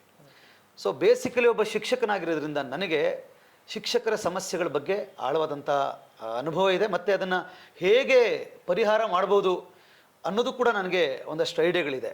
ಯಾಕೆಂದರೆ ನಾನು ಕೇವಲ ಶಿಕ್ಷಕ ಅಲ್ಲ, ಹೋರಾಟದ ಹಿನ್ನೆಲೆಯಿಂದ ಬಂದವನು. ಸರ್ಕಾರ ಇರ್ಬೋದು, ಸಮಾಜ ಇರ್ಬೋದು, ವ್ಯವಸ್ಥೆ ಇರ್ಬೋದು, ಯಾವುದೇ ಅನ್ಯಾಯಗಳು ಆದಾಗ ಅದರ ವಿರುದ್ಧ ದನಿ ಎತ್ತಿ ಜನ ಸಂಘಟಿಸಿ ಹೋರಾಟ ಮಾಡಿ ಸಕ್ಸಸ್ ಆದಂತಹ ಉದಾಹರಣೆಗಳು ನನ್ನ ಬೆನ್ನಿಗಿರೋದ್ರಿಂದ, ಮತ್ತು ನನ್ನ ಜೊತೆ ಸಾವಿರಾರು ಜನ, ಲಕ್ಷಾಂತರ ಜನ ನಂತರ ಆಲೋಚನೆ ಮಾಡುವಂಥ ಮನಸ್ಸುಗಳಿದೆ, ಬಹುಜನ ಸಮಾಜದ ಮನಸ್ಸುಗಳಿದೆ, ಎಂಪ್ಲಾಯೀಸ್ಗಳಿದ್ದಾರೆ, ಇಂಟೆಲೆಕ್ಚುವಲ್ಸ್ಗಳಿದ್ದಾರೆ, ಹೋರಾಟಗಾರಿದ್ದಾರೆ. ಇವರೆಲ್ಲರ ಬೆಂಬಲದಿಂದ ಹೊರಗಡೆ ನಿಂತು ಹೋರಾಟ ಮಾಡಿದ್ದೀನಿ. ಎಷ್ಟು ಸಾಧ್ಯ ಅಷ್ಟನ್ನು. ನನ್ನ ಮೇಲ್ಮನೆಗೆ ಆಯ್ಕೆ ಮಾಡಿದ್ರೆ ಒಳಗಡೆ ನಿಂತು ಬರೀ ಹೋರಾಟ ಅಲ್ಲ, ಪರಿಹಾರವನ್ನು ಹುಡುಕ್ಬೋದು ಅನ್ನೋ ಥರದ್ದು. ಭಾಳ ಇಂಪಾರ್ಟೆಂಟಾಗಿ ಆದ್ಯತೆಗಳು ಅಂತ ಬಂದಾಗ ನನಗೆ ಈ BJP ಮತ್ತು ಜನತಾದಳದವರು, ಕಾಂಗ್ರೆಸ್ಸವರು ಪಾಂಪ್ಲೆಟ್ಸ್ ಮಾಡಿಸಿದ್ದಾರೆ. ಅವರು ಒಂದಷ್ಟು ಕಾರ್ಯಯೋಜನೆಗಳು ಅಥವಾ ಆಶ್ವಾಸನೆಗಳನ್ನ ಅವರು ಕೊಟ್ಟಿದ್ದಾರೆ. ನನಗೆ ಇವರಿಬ್ಬರಿಗೂ ಪ್ರಶ್ನೆ ಏನು ಅಂದರೆ, ಇಲ್ಲೇನೇನು ಆಶ್ವಾಸನೆಗಳು ಕೊಟ್ಟಿದ್ದಾರೋ ಅವರು, ಇದನ್ನು ಈಡೇರಿಸಬೇಕು ಅಂತಂದರೆ ಈಗ ಆಲ್ರೆಡಿ ಕೇಂದ್ರ ಸರ್ಕಾರ ಅವ್ರದ್ದೇ ಇದೆ. ಮತ್ತು ಇದೇನೇನು ಸಮಸ್ಯೆ ಇದೆ, ಬಡ್ತಿಯಲ್ಲಿ ಸಮಸ್ಯೆ ಇದೆ, ಶಿಕ್ಷಕರಿಗೆ ತೊಂದರೆ ಆಗ್ತಾ ಇದೆ, ಏನೇನೋ ಇದೆ ಪಾಪ ಅವ್ರು ಹೇಳ್ತಾ ಇದ್ದಾರೆ. ಇದೆಲ್ಲ ಸಮಸ್ಯೆಗಳಿಗೂ ಇಷ್ಟು ವರ್ಷ ಯಾಕೆ ಪರಿಹಾರ ಹುಡುಕಿಲ್ಲ? ಕಾಂಗ್ರೆಸ್ ಅವ್ರದ್ದೇ ಅಧಿಕಾರ ಇದೆ, BJP ಅವ್ರದ್ದೇ ಅಧಿಕಾರ ಇದೆ, JDSದು ಅಧಿಕಾರ ಇದೆ. ಇಷ್ಟು ವರ್ಷ ಅಧಿಕಾರ ಮಾಡಿದ್ರೂ ಕೂಡ ಶಿಕ್ಷಕರನ್ನ ಏನಂತ ದಡ್ರು ಅಂತ ಅಂದ್ಕೊಂಡಿದ್ದಾರೆ. ಇವ್ರ ಕೈಗೆ ಅಧಿಕಾರ ಕೊಟ್ಟರು ಇನ್ನೂ 20 ಆಶ್ವಾಸನೆಗಳನ್ನ ಕೊಡ್ತಾ ಇದ್ದಾರೆ. ಸೊ ನನ್ನ ಆದ್ಯತೆ ಏನು ಅಂದರೆ ಸರ್, ಒಬ್ಬ ಶಿಕ್ಷಕನಾಗಿ ಮೊದಲನೇದಾಗಿ ಶಿಕ್ಷಕರಿಗೆ ಒಂದು ಘನತೆಯ ಜೀವನ ಇಲ್ಲ. ಶಿಕ್ಷಕ ಅಂದರೆ ಭಾಳ ಒಂಥರ ಏನೂ ಕೆಲಸ ಸಿಕ್ಕದೆ ಒಂದು ಮೇಷ್ಟ್ರಾಗಿದ್ದಾನೆ ಅನ್ನೋ ಥರದಲ್ಲಿ ಮನಸ್ಥಿತಿ ಇದೆ. ಒಂದಾನೊಂದು ಕಾಲದಲ್ಲಿ ಕೇವಲ ಬ್ರಾಹ್ಮಣರು ಶಿಕ್ಷಕರಾಗ್ತಾ ಇದ್ರಲ್ಲ, ಆಗ ಶಿಕ್ಷಕರಿಗೆ ಭಾಳ ಘನತೆಯ ಗೌರವ ಇತ್ತು. ರಾಜನೇ ಎದ್ದು ನಿಂತ್ಕೊಬಿಡ್ತಾ ಇದ್ದ. ಶಿಕ್ಷಕ ಬರ್ತಾ ಇದ್ದಾನೆ ಅಂದರೆ, ರಾಜಗುರು ಅಂದರೆ ಒಬ್ಬ ರಾಜನೇ ಎದ್ದು ನಿಂತ್ಕೊಬಿಡ್ತಾ ಇದ್ದ. ಬ್ರಹ್ಮ ಗುರು ಬ್ರಹ್ಮ ಗುರು ವಿಷ್ಣು ಗುರುದೇವ ಮಹೇಶ್ವರ. ಆವಾಗ ಇವತ್ತು ಏನು ಗುರುವೇ ನಮಃ ಅನ್ನೋದು ಈಗ ಗುರು ಏನು ಮಹಾ ಅನ್ನೋ ಥರ ಆಗೋಗಿದೆ. ಗುರು ಏನು ಮಹಾ ಅಂತ ಶಿಕ್ಷಕರ ಕ್ಷೇತ್ರದಲ್ಲಿ ಪೋಷಕರಾಗ್ಬೋದು, ವಿದ್ಯಾರ್ಥಿಗಳಾಗ್ಬೋದು, ಇನ್ಸ್ಟಿಟ್ಯೂಷನ್ ಆಗ್ಬೋದು, ಸರ್ಕಾರ ಆಗ್ಬೋದು, ಜನ ಆಗ್ಬೋದು, ಅಷ್ಟು ಸೀರಿಯಸ್ ಆಗಿ ಕನ್ಸಿಡರ್ ಮಾಡ್ತಾ ಇಲ್ಲ. ಅವ್ರಿಗೊಂದು ಘನತೆಯ ಜೀವನ ಇಲ್ಲ ಅನ್ನೋ ಥರದ್ದಿದೆ. ಕಾರಣ ಏನು ಅಂದರೆ ಶಿಕ್ಷಕರನ್ನ ಕೇವಲ ಶಿಕ್ಷಕರ ಬೋಧನೆಗೆ ಮಾತ್ರ ಸೀಮಿತ ಮಾಡಬೇಕು. ಮುಂದುವರಿದ ದೇಶಗಳಲ್ಲಿ ಶಿಕ್ಷಕರು ಅಂದರೆ ಅವರು ಬೋಧನೆಗೆ, ಸಂಶೋಧನೆಗೆ, ಜಾಗೃತಿಗೆ, ಮುಂದಿನ ಪೀಳಿಗೆಯನ್ನು ತಯಾರು ಮಾಡ್ತಾ ಇದ್ದೀವಿ ಅಂದರೆ ಎಲ್ಲ ಡಾಕ್ಟರ್ಗಳನ್ನ ತಯಾರು ಮಾಡೋದು, ಎಲ್ಲ ರಾಜಕಾರಣಿಗಳನ್ನ ತಯಾರು ಮಾಡೋದು, ಎಲ್ಲ ಹೋರಾಟಗಾರರನ್ನ, ಪತ್ರಕರ್ತರನ್ನ, ಪ್ರತಿಯೊಬ್ಬರನ್ನು ತಯಾರಿ ಮಾಡಿ ಕಳಿಸೋದು. ಗಂಡನನ್ನಾಗಿ, ಹೆಂಡತಿಯನ್ನಾಗಿ, ಅಪ್ಪನನ್ನಾಗಿ ಹೇಗಿರಬೇಕು, ಒಂದು ಮೊರಾಲಿಟಿ ಇರ್ಬೋದು, ಒಂದು ಮಾನವೀಯತೆ ಇರ್ಬೋದು, ಅಥವಾ ನೈತಿಕತೆ ಇರ್ಬೋದು, ಅಥವಾ ಯಾವುದೇ ಪ್ರೊಫೆಷನ್ನ ಆಯ್ಕೆ ಮಾಡಿಕೊಂಡ್ರೂ ಹೇಗೆ ನಿಭಾಯಿಸಬೇಕು, ಪ್ರತಿಯೊಬ್ಬರೂ ಕೂಡ ಒಂದಲ್ಲ ಒಂದಿನ ಶಾಲಾ ಕಾಲೇಜಲ್ಲಿ ಕುಂತು ಬರೋರು ಎಂಥವ್ರನ್ನ ತಯಾರು ಮಾಡಬೇಕು ಅಂದರೆ ಶಿಕ್ಷಕನಿಗೆ ಮಾನಸಿಕ ಹೊರೆ ಇರಬಾರ್ದು. ಇವತ್ತಿನ ಶಿಕ್ಷಣ ಕ್ಷೇತ್ರ ಹೇಗಾಗಿದೆ ಅಂದರೆ ಶಾಲೆಗೆ ಹೋದರೆ ಟೀಚರ್ಸ್ಗಳು ಪಾಠ ಮಾಡೋದಕ್ಕಿಂತ ಹೆಚ್ಚು ಇತರೆ ಹೊರೆಗಳನ್ನೇ ಏರಿಸಿದ್ದಾರೆ. ಅವ್ರಿಗೆ ಕ್ಲರಿಕಲ್ ಕೆಲಸಗಳನ್ನ ಜಾಸ್ತಿ ಕೊಟ್ಟಿದ್ದಾರೆ. ರೆಕಾರ್ಡ್ಸ್ ಮೇಂಟೈನ್ ಮಾಡಬೇಕು, BAO ಬರ್ತಾರೆ, AO ಬರ್ತಾರೆ, ಅವ್ರು ಮೇಲಧಿಕಾರಿಗಳಿಗೆ ಹೆದರ್ಕೊಂಡು ಅಥವಾ ಆ ಒಂದು ಏನೋ ಒತ್ತಡದಲ್ಲಿ ಪಾಠ ಮಾಡ್ತಾ ಇಲ್ಲ. ಎಷ್ಟೋ ಜನ ಶಿಕ್ಷಕರು ಪಾಠ ಮಾಡೋಕೆ ಆಗ್ತಾ ಇಲ್ಲ. ಯಾಕೆಂದರೆ ಅವ್ರು ಬಂದು ನೋಡೋದು ನೀನು ಎಷ್ಟು ಪಾಠ ಮಾಡಿದ್ದೀರಿ ಅನ್ನೋ ಥರದ್ದಲ್ಲ, ನೀವೇನೇನು ಮೇಂಟೈನ್ ಮಾಡಿದ್ದೀರಿ ಅಂತ. ರೆಕಾರ್ಡ್ಸ್ಗಳನ್ನ ಚೆಕ್ ಮಾಡೋಕೆ ಹೋದಾಗ ರೆಕಾರ್ಡ್ಸ್ಗಳನ್ನ ಬರೆಯೋಕ್ಕೆ ಅಂತ ಅಥವಾ ಇನ್ನೇನೋ ತಯಾರಿ ಮಾಡ್ಕೊಳ್ಳೋಕ್ಕೆ ಅಂತ ಹೋದಂಥ ಶಿಕ್ಷಕರು ಮಕ್ಕಳಿಗೆ ಇಫೆಕ್ಟಿವ್ ಆಗಿ ಗಣಿತ ಹೆಂಗೆ ಟೀಚ್ ಮಾಡಬೇಕು, ವಿಜ್ಞಾನ ಹೆಂಗೆ ಟೀಚ್ ಮಾಡಬೇಕು, ಇಂಗ್ಲೀಷ್ ಹೆಂಗೆ ಟೀಚ್ ಮಾಡಬೇಕು, ಕನ್ನಡ ಹೆಂಗೆ ಟೀಚ್ ಮಾಡಬೇಕು. ಪಾಪ ಅವ್ರಿಗೆ ನಾಲೆಡ್ಜ್ ಇದೆ, ಡಿಗ್ರಿಗಳನ್ನ ಪಡ್ಕೊಂಡಿದ್ದಾರೆ, ಟ್ರೈನಿಂಗನ್ನು ಪಡ್ಕೊಂಡಿರ್ತಾರೆ, ಮತ್ತು ಅವ್ರಿಗೊಂದು ತಯಾರಿ, ಶಿಕ್ಷಕನಾಗಬೇಕು ಅನ್ನೋದೊಂದು ತಯಾರಿ ಇದೆ. ಅವ್ರಿಗೆ ಏನೋ ಹೊಸ ಆಸೆಗಳಿದೆ. ಶಿಕ್ಷಕನಿಗೆ ನನ್ನ ವಿದ್ಯಾರ್ಥಿಗಳು ತುಂಬ ಚೆನ್ನಾಗಿ ಪಾಸ್ ಆಗಬೇಕು, ಉನ್ನತವಾದಂಥ ಸ್ಥಾನಗಳಿಗೆ ಹೋಗಬೇಕು, ನಾನು ಅವ್ರಿಗೆ ಮೊರಾಲಿಟಿ ಕಲಿಸ್ಬೇಕು, ನನ್ನ ಶಿಷ್ಯಂದರು ಅಂತ ಹೇಳ್ಕೊಳ್ಳೋಕ್ಕೆ ಹೆಮ್ಮೆ ಪಡಬೇಕು ಅಂತ ಎಷ್ಟೇ ಇದ್ರೂ ಕೂಡ ಮಕ್ಕಳ ಜೊತೆಗೆ ಬೆರೀಲಿಕ್ಕೆ ಶಿಕ್ಷಕರಿಗೆ ಸಮಯನೇ ಸಿಗ್ತಾ ಇಲ್ಲ. ಜೊತೆಗೆ ರಜಾ ದಿನಗಳಲ್ಲಿ ಶಿಕ್ಷಕರನ್ನ ಇತರೆ ಕೆಲಸಗಳಿಗೆ ಬಳಕೆ ಮಾಡ್ಕೋತಾ ಇದ್ದಾರೆ ಸರ್. ಈ ಯಾವುದೇ ಎಲೆಕ್ಷನ್ ಬರಲಿ, ಸೆನ್ಸಸ್ ಬರಲಿ, ಒಂದು ಪೋಲಿಯೋ ಹಾಕಿಸ್ಬೇಕು, ಪ್ರತಿಯೊಂದು ಸರ್ಕಾರದ ಕೆಲಸಕ್ಕೆ ಶಿಕ್ಷಕರನ್ನ ಬೇಕಾಬಿಟ್ಟಿ ಬಳಸ್ಕೊಳ್ತಾ ಇದ್ದಾರೆ. ನನ್ನ ಮೊದಲ ಆದ್ಯತೆ ಶಿಕ್ಷಕರನ್ನು ಈ ಎಲ್ಲ ಹೊರೆಗಳಿಂದ, ಎಕ್ಸ್ಟ್ರಾ ಕೆಲಸಗಳಿದೆಯಲ್ಲ, ಎಲ್ಲ ಹೊರೆಗಳಿಂದ ಮುಕ್ತಗೊಳಿಸಿ ಅವ್ರನ್ನ ಬರೀ ಬೋಧನೆಗೆ ಮಾತ್ರ, ಸಂಶೋಧನೆಗೆ ಮಾತ್ರ ಸೀಮಿತಗೊಳಿಸಿ ಅವ್ರನ್ನ ಮಾನಸಿಕ ಒತ್ತಡದಿಂದ ಅವ್ರನ್ನ ಆಚೆ ತರಬೇಕು. ಒಬ್ಬ ಶಿಕ್ಷಕನಾಗಿ ನಾನು ಕೂಡ ಅದನ್ನು ಗಮನಿಸಿದ್ದೀನಿ. ಅವರು ಹಂಗಾದಾಗ ಫುಲ್ ಫ್ಲೆಡ್ಜ್ ಆಗಿ ಅವರು ಏನು ಬೋಧನೆ ಕಡೆಗೆ ಗಮನ ಕೊಡ್ತಾರೆ. ಇದು ಕರೆಕ್ಟ್ ಸರ್. ಈಗ ನೀವು ಹೈಸ್ಕೂಲು ಅಥವಾ PUC ವರೆಗೆ ಈ ಸಮಸ್ಯೆ ನೀವೇನು ಹೇಳ್ತಿದ್ರೆ ಅದು ಕರೆಕ್ಟ್. ನೀವು ಯೂನಿವರ್ಸಿಟಿಗೆ ನೋಡಿ, ಅದಕ್ಕಿಂತ ಮೇಲೆ ಅಲ್ಲಿ ಶಿಕ್ಷಕರುಗಳೇ ಸೋಂಬೇರಿಗಳಾಗಿ ಕೂತಿರ್ತಾರೆ. ಅತ್ಯಂತ ಪಾಠಗಳಿದ್ದು ಕ್ಲಾಸ್ಗಳಿದ್ರು ಕೂಡ ಅಂದರೆ ಅವ್ರಿಗೆ ಕ್ಲಾಸ್ಗಳು ತಗೊಳ್ಳದೇ ಇರೋಂಥದ್ದು ಎಷ್ಟೋ ಕಡೆ. ಕೆಲವು ಕಡೆ ಸಿನ್ಸಿಯರ್ ಆಗಿ ಕೆಲವರು ಇರ್ಬೋದು, ಆದರೆ ಯೂನಿವರ್ಸಿಟಿಗಳ ಪರಿಸ್ಥಿತಿ ತುಂಬ ಹದಗೆಟ್ಟಿದೆ ನಿಜ ಹೇಳ್ಬೇಕಂದ್ರೆ. ಕ್ವಾಲಿಟಿ ಇರ್ಬೋದು, ಅಂದ್ರೆ ಶಿಕ್ಷಣ ಗುಣಮಟ್ಟ ಇರ್ಬೋದು, ಇದೆಲ್ಲದ್ರೂ ಕೂಡ ಬಹುಶಃ ಇದೆಲ್ಲ ಕೂಡ ಬದಲಾವಣೆ ಅಂದರೆ ಯಾವುದೋ ಒಂದು ರೀತಿಯಲ್ಲಿ ಬದಲಾವಣೆ ಆಗಬೇಕು ಅಂತ ಅನ್ಸುತ್ತೆ. ಖಂಡಿತ. ನಿನ್ನೆ ನಾವು ಮೈಸೂರು ಯೂನಿವರ್ಸಿಟಿಗೆ ಹೋಗಿದ್ವಿ ಕ್ಯಾನ್ವಾಸ್ ಮಾಡೋಕ್ಕೆ. ನಿಜವಾಗ್ಲೂ ಸಂಕಟ ಆಯಿತು. ಖಾಲಿ ಒಂದಿಬ್ಬರೇ ಕೂತಿದ್ದಾರೆ, ಇಬ್ಬರಿಗೆ ಪಾಠ ಮಾಡ್ತಾ ಇದ್ದಾರೆ. ಇದೆಲ್ಲವೂ ಕೂಡ ಒಂದು ವ್ಯವಸ್ಥೆ ಸರ್. ಶಿಕ್ಷಕರ ಮೇಲೆ, ಅಲ್ಲಿನ ಪ್ರೊಫೆಸರ್ಗಳ ಮೇಲೆ ಡಿಪೆಂಡ್ ಆಗಲ್ಲ. ಪ್ರೊಫೆಸರ್ ಆದವನು ನಾನು ಪಾಠ ಮಾಡಬೇಕು ಅಂತಲೇ ಬರ್ತಾನೆ. ಅವನ ಮೇಲೆ ಇರ್ತಕ್ಕಂಥ ವ್ಯವಸ್ಥೆ ಅವ್ರ ಮೇಲೆ ಎಷ್ಟು ಮಟ್ಟಿಗೆ ಅವರಿಂದ ಕ್ವಾಲಿಟಿ ಆದಂಥ ಸಂಶೋಧನೆಯನ್ನು ನಿರೀಕ್ಷೆ ಮಾಡಬೇಕು, ಎಷ್ಟು ಮಟ್ಟಿಗೆ ಅವರಿಗೆ ಕ್ವಾಲಿಟಿ ಟೀಚಿಂಗನ್ನು ಎಕ್ಸ್ಪೆಕ್ಟ್ ಮಾಡಬೇಕು, ಹೇಗೆ ಕೆಲಸವನ್ನು ಅಸೈನ್ ಮಾಡಬೇಕು, ಹೇಗೆ ಮಾನಿಟ್ರ್ ಮಾಡಬೇಕು ಅನ್ನೋದು ಒಂದು ಸಿಸ್ಟಮ್ ಸರ್. ಈ ಭಾರತಂಥ ದೇಶದಲ್ಲಿ ಎಲ್ಲವೂ ಒಂಥರ ಬಲವಂತಿಕೆ ಆಗ್ತಾ ಇದೆ. ಪೊಲೀಸರಲ್ಲಿ ಮುಂದೆ ಇದ್ದಾರೆ ಅಂದರೆ ಮಾತ್ರನೇ ಹೆಲ್ಮೆಟ್ ಹಾಕೊಳ್ಳೋದು. ನನ್ನ ತಲೆ ಉಳಿಸ್ಕೋಬೇಕು, ನನ್ನ ಜೀವ ಉಳಿಸ್ಕೋಬೇಕು ಅಂತ ಹೆಲ್ಮೆಟ್ ಹಾಕೊಳ್ಳೋರು ಒಂದು 5-10% ಜನ. ಇನ್ನು 90% ಜನ ಅಲ್ಲಿ ಪೊಲೀಸ್ ಇದ್ದಾರೆ ಅಂದರೆ ಇಲ್ಲಿ ಹೆಲ್ಮೆಟ್ ಹಾಕೊಳ್ಳೋದು. ಹೆಂಗಾಗಿದೆ ಅಂದರೆ ನಮಗೆ ಹಿಂದೆ ಒಂದು ಅಬ್ಸರ್ವ್ ಮಾಡೋರು ಇದ್ದಾರೆ, ನಮ್ಮನ್ನ ಮೇಲ್ವಿಚಾರಣೆ ಮಾಡೋರು ಇದ್ದಾರೆ ಅಂದಾಗ ಆಗುವಂಥ ಕೆಲಸಗಳಿಗೂ ಏನಾಗುತ್ತೆ ಅಂದಾಗ ಮಾಡುವಂಥ ಕೆಲಸಗಳು ಎಲ್ಲ ಪ್ರೊಫೆಸರ್ಗಳು ನಾನು ಅಬ್ಸರ್ವ್ ಮಾಡಿದ್ದೀನಿ. ಸ್ಟಾರ್ಟಿಂಗ್ ಬಂದಾಗ ಅದ್ಭುತವಾದಂಥ ಪ್ರೊಫೆಸರ್ಗಳು, ನಮಗೆ ಪಾಠ ಮಾಡಿದಂಥ ಪ್ರೊಫೆಸರ್ಗಳಂತೂ ನಾವು ಪುಣ್ಯ ಮಾಡಿದ್ವಿ ಬಿಡ್ರಿ. ಅಷ್ಟು ರೀತಿಯಲ್ಲಿದ್ದದ್ದು. ಸರ್ಕಾರ ಶಿಕ್ಷಣಕ್ಕೆ, ಶಿಕ್ಷಣ ನೀತಿಗೆ, ಶಿಕ್ಷಣ ಕ್ಷೇತ್ರಕ್ಕೆ ಎಳ್ಳಷ್ಟು ತಲೆ ಕೆಡಿಸ್ಕೊಳ್ತಾ ಇಲ್ಲ. ಸರ್ಕಾರಗಳು ತಲೆ ಕೆಡಿಸ್ಕೊಳ್ದೇ ಇದ್ದಾಗ ಸಹಜವಾಗಿ ಅದು ಸೋಮಾರಿತನ ಅಂತ ನಾನು ಕರೆಯಲ್ಲ. ಯಾಕೆಂದರೆ ಪ್ರೊಫೆಸರ್ಗಳು ಆಳವಾದ ಅಧ್ಯಯನ ಮಾಡ್ಕೊಂಡಿರ್ತಾರೆ, ಪಾಠ ಮಾಡಬೇಕು ಅಂತಲೇ ಬಂದಿರ್ತಾರೆ. ಬಟ್ ಸಿಸ್ಟಮ್ ಹೇಗಿದೆ ಅಂದರೆ ಪಾಠ ಮಾಡದೇ ನಡೀತದೆ, ಯಾರು ಕೇಳೋರಿಲ್ಲ ಅಂದಾಗ ಎಲ್ಲರೂ ಇದಾರಲ್ಲ, ನಾವು ಹಾಗೆ ಇರೋಣ. ಅದೇ ಸರ್, ಈಗ ನೋಡಿ, ಈಗ ನ್ಯಾಕ್ ಬಂತು, ಕಮಿಟಿ ಬಂತು, ಅಕ್ರೆಡಿಷನ್ ಅಂದ ತಕ್ಷಣ ಎಲ್ಲ ಪಟ ಪಟ 1-2 ತಿಂಗಳಲ್ಲಿ ಭಾರಿ ಇಲ್ದಿದ್ದೆಲ್ಲ ಇದು ಮಾಡ್ತಾರೆ. ಬಟ್ ಅದು ದಿನನಿತ್ಯ ವರ್ಷ ಇಡೀ ಆ ಒಂದು ಇದು ಇರಲ್ಲ ಅನ್ನೋದು ಒಂದು ವಿಷಯ ಸರ್. ಈಗ ಸೊ ನೀವು ಅಂದರೆ ಒಂದು ಪ್ರಬಲ ಪಕ್ಷಗಳ ಅಭ್ಯರ್ಥಿಗಳ ವಿರುದ್ಧವಾಗಿ ನೀವು ಇದು ಮಾಡ್ತಾ ಇದ್ದೀರಾ. ಈಗ ನೀವು ಎಲ್ಲ ಕಡೆ ಓಡಾಡ್ತಾ ಇದ್ದೀರಾ, ಏನು ಹೇಳ್ತಾ ಇದ್ದೀರಾ ಸರ್ ಶಿಕ್ಷಕರು? ಸರ್, ನನಗೆ ಶಿಕ್ಷಕರು ಹೇಳ್ತಾ ಇರೋದೇನು ಅಂದರೆ, ಮೊದಲನೇ ಪ್ರಾಶಸ್ತ್ಯವನ್ನು ನಾವು ಶಿಕ್ಷಕರಾಗಿ ಶಿಕ್ಷಕರಿಗೆ ಕೊಡಬೇಕು. ಎಲ್ಲರೂ ಹೇಳ್ತಾ ಇರೋದು, ಇರೆಸ್ಪೆಕ್ಟಿವ್ ಆಫ್ ಕ್ಯಾಸ್ಟ್. ನಾನು ಓಪನ್ ಆಗಿ ಮಾತಾಡ್ತೀನಿ. ಯಾಕೆಂದರೆ ಶಿಕ್ಷಕರು ಅನ್ನೋದೇ ಒಂದು ಕಮ್ಯುನಿಟಿ, ಶಿಕ್ಷಕ ಅನ್ನೋದೇ ಒಂದು ಜಾತಿ. ನಾನು ಆ ಜಾತಿಯವನು, ಶಿಕ್ಷಕರ ಜಾತಿಯವನು. ನಾನು ಬೇರೆಲ್ಲ ರಾಜಕಾರಣಿಗಳ ಜಾತಿಯವರು, ನಾನು ಶಿಕ್ಷಕರ ಜಾತಿಯವನು. ಹಾಗಾಗಿ ಶಿಕ್ಷಕರ ಸಮಸ್ಯೆಗಳನ್ನು ಶಿಕ್ಷಕರು ಪರಿಣಾಮಕಾರಿಯಾಗಿ ಮೇಲ್ಮನೆಯಲ್ಲಿ ದನಿ ಎತ್ತೋ ರೀತಿ ರಾಜಕಾರಣಿಗಳು ದನಿ ಎತ್ತಲ್ಲ ಅನ್ನೋದು ಈಗಾಗಲೇ ಅವ್ರಿಗೆ ಸಾಬೀತಾಗಿದೆ. ಯಾಕೆಂದರೆ ಒಬ್ಬ ವ್ಯಕ್ತಿಯನ್ನು ಕಳೆದ 20 ವರ್ಷಗಳಿಂದ ಗೆಲ್ಲಿಸ್ತಾ ಇದ್ದಾರೆ, ಆಲ್ಟರ್ನೇಟಿವ್ ಆಗಿ ಗೆದ್ಕೊಂಡು ಬರ್ತಾ ಇದ್ದಾರೆ. ಅಲ್ಲಿ ಗೆದ್ಕೊಂಡು ಬಂದಿರತಕ್ಕಂಥವ್ರು ಇವತ್ತಿಗೂ ಕೂಡ ತಮ್ಮ ಕರಪತ್ರದಲ್ಲಿ ಇದನ್ನೆಲ್ಲ ನಾನು ಮಾಡ್ತೀನಿ ಅಂದಾಗ ಶಿಕ್ಷಕರಿಗೆ ಭ್ರಮನಿರಸನ ಉಂಟಾಗಿದೆ. ಯಾಕೆಂದರೆ ನಾವು ಶಿಕ್ಷಕರು ಅಂದರೆ ಭಾಳ ಪ್ರಜ್ಞಾವಂತರು, ಭಾಳ ಪ್ರಜ್ಞಾವಂತ ಮತದಾರರು. ನಾವು ಆಯ್ಕೆ ಮಾಡಿ ಕಳಿಸಿದವರು ನಮ್ಮ ಸಮಸ್ಯೆಗಳನ್ನ ಆಲಿಸ್ತಾ ಇಲ್ಲ. ನಮಗೊಂದು ಆಲ್ಟರ್ನೇಟಿವ್ ಸಿಗ್ತಾ ಇರಲಿಲ್ಲ, ಅನಿವಾರ್ಯ ಆಗ್ತಾ ಇತ್ತು. ಇಲ್ಲ ಈ ಪಕ್ಷಕ್ಕೆ ಹಾಕಬೇಕು, ಇಲ್ಲ ಆ ಪಕ್ಷಕ್ಕೆ ಹಾಕಬೇಕು ಅಂತ. ಈಗ ನಮಗೆ ಒಂದು ನ್ಯಾಷನಲ್ ಪಾರ್ಟಿ, ಒಂದು ಬಹುಜನ ಸಿದ್ಧಾಂತ ಇಟ್ಕೊಂಡಿರ್ತಕ್ಕಂಥ ಪಕ್ಷ, ಮೋರೆವರ್ 22 ವರ್ಷಗಳ ಕಾಲ ಶಿಕ್ಷಕರಾಗಿರ್ತಕ್ಕಂಥವ್ರು, ಮತ್ತು ನಿಮ್ಮ ಹೋರಾಟಗಳನ್ನು ರಾಜ್ಯದಾದ್ಯಂತ ಗಮನಿಸ್ಕೊಂಡು ಬಂದಿದ್ದೀವಿ. ನಮಗೊಂದು ಈಗ ಬೆಸ್ಟ್ ಆಪ್ಷನ್ ಸಿಕ್ಕಿದೆ. ನಾವು ಪಕ್ಷಾತೀತವಾಗಿ, ಜಾತ್ಯತೀತವಾಗಿ ನಿಜವಾಗ್ಲೂ ಶಿಕ್ಷಕರ ಪರವಾಗಿ ದನಿ ಎತ್ತುವಂಥ ಒಂದು ದನಿಯನ್ನು ನಾವು ಆಯ್ಕೆ ಮಾಡ್ತೀವಿ ಅಂತ ಹೋದ ಕಡೆ ಎಲ್ಲ ಕಡೆ ಪಾಸಿಟಿವ್ ಆಗಿ ರೆಸ್ಪಾಂಡ್ ಮಾಡ್ತಾ ಇದ್ದಾರೆ. ಗೊತ್ತಿಲ್ಲ ಈ ತೆರೆ ಹಿಂದೆ ಏನು ನಡೀತಾ ಇದೆ ಅದು ಗೊತ್ತಿಲ್ಲ. ಶಿಕ್ಷಕರ ಜಾತಿ ಅಂತ ಹೇಳಿದರೆ ನಿಜಕ್ಕೂ ಶಿಕ್ಷಕರು ತಾವು ಶಿಕ್ಷಕರ ಜಾತಿ ಅಂತ ಯೋಚನೆ ಮಾಡ್ತಾರೆ, ಅಥವಾ ಇಲ್ಲಿ ಪ್ರತಿ ಚುನಾವಣೆ MLA ಅಸೆಂಬ್ಲಿ ಚುನಾವಣೆ ರೀತಿಯಲ್ಲಿ ಅಥವಾ MP ಚುನಾವಣೆ ರೀತಿಯಲ್ಲಿ ಜಾತಿ, ಹಣ, ಹೆಂಡ ಇವೆಲ್ಲ ಕೆಲಸ ಮಾಡೋದಿಲ್ವಾ, ಅಥವಾ ಅದನ್ನು ನೀವು ಹೇಗೆ ಫೇಸ್ ಮಾಡ್ತಾ ಇದ್ದೀರಾ? ಸರ್, ಅದು ಭಾಳ ನೋವಿನ ವಿಚಾರ ಸರ್. ನಿಮ್ಮ ಮುಂದೆ ಹೇಳ್ಕೊಂಡೇ ಬಿಡ್ತೀನಿ. ನಾನು ಏನು ಅಂದ್ಕೊಂಡಿದ್ದೆ, ಬೇರೆ ಮತದಾರರಿಗೆ ಹೋಲಿಸ್ಕೊಂಡ್ರೆ ಶಿಕ್ಷಕರು ಪ್ರಜ್ಞಾವಂತ ಮತದಾರರು. ಬರೀ 21,504 ಮತಗಳಿದೆ. ದಿಢೀರಂತ ಹೋದಾಗ ಎಲ್ಲರನ್ನೂ ಹೆಂಗೆ ರೀಚ್ ಆಗ್ಬೋದು ನೀವು ಅಂತ ನನ್ನ ಕೇಳಿದ್ರು ಒಬ್ಬರು ಪ್ರೊಫೆಸರು. ಸರ್, ನೀವು ಸೂಟಬಲ್, ಬಟ್ ದಿಢೀರಂತ ಬಂದರೆ ನೀವು ಹೆಂಗೆ ರೀಚ್ ಆಗ್ತೀರಿ ಅಂತ. ನಾನು ಎಷ್ಟು ಪ್ಲೇನ್ ಆಗಿದ್ದೆ ಅಂದರೆ, ನನಗೆ ಯಾಕೆಂದರೆ ಫಸ್ಟ್ ಟೈಮು MLC ನಿಂತಿರೋದು, ನಾನೆಷ್ಟು ಪ್ಲೇನ್ ಆಗಿದೆ ಅಂದರೆ, ಸಾಮಾನ್ಯ ಜನ ಸಣ್ಣ ಸಣ್ಣ ಹಣ ಹೆಂಡ ಇದಕ್ಕೆ ಮಾರು ಹೋಗ್ಬಿಡ್ತಾರೆ ಸರ್. ಈ ಶಿಕ್ಷಕ ಕ್ಷೇತ್ರ ಆಗಿರೋದ್ರಿಂದ 20,000 ಜನಕ್ಕೆ ರೀಚ್ ಆಗ್ತೀವಿ ನಾವು. ಪ್ರಜ್ಞಾವಂತರಾಗಿರೋದ್ರಿಂದ ಪ್ರಜ್ಞಾವಂತ ಮತಗಳು ನನಗೆ ಬರುತ್ತೆ ಅನ್ನೋ ಗ್ಯಾರಂಟಿ ಇದೆ ಅಂದಾಗ ಆ ಪ್ರೊಫೆಸರ್ ಒಂದು ಮಾತು ಹೇಳಿದ್ರು, ಎಲ್ಲರೂ ಒಂದೇ ಥರ ಇರಲ್ಲ, ನೀವಂತ ಇದ್ದೀರಲ್ಲ, ಶಿಕ್ಷಕರ ಕ್ಷೇತ್ರವೂ ಕೂಡ ಸಾಮಾನ್ಯ ಮತದಾರ ಕ್ಷೇತ್ರಗಳಿಗಿಂತ ಭಿನ್ನ ಇಲ್ಲ, ಅಥವಾ ಅದಕ್ಕಿಂತ ವರ್ಸ್ಟ್. ಅವ್ರು ಹೇಳಿದ್ದು, ಶಿಕ್ಷಕರಿಗೆ, ಸಾಮಾನ್ಯ ಮತದಾರರಿಗೆ ಈ ಎಲೆಕ್ಷನ್ ಹಿಂದಿನ ದಿನ ಹೆಂಡ ಕುಡಿಸಿದ್ರೆ ಸಾಕು, ಎಲೆಕ್ಷನ್ ಹಿಂದಿನ ದಿನ ಒಂದು 500 ರೂಪಾಯಿ 1000 ರೂಪಾಯಿ ಕೊಟ್ಟರೆ ಸಾಕು, ಓಟ್ ಹಾಕ್ಬಿಡ್ತಾರೆ ಅವರು.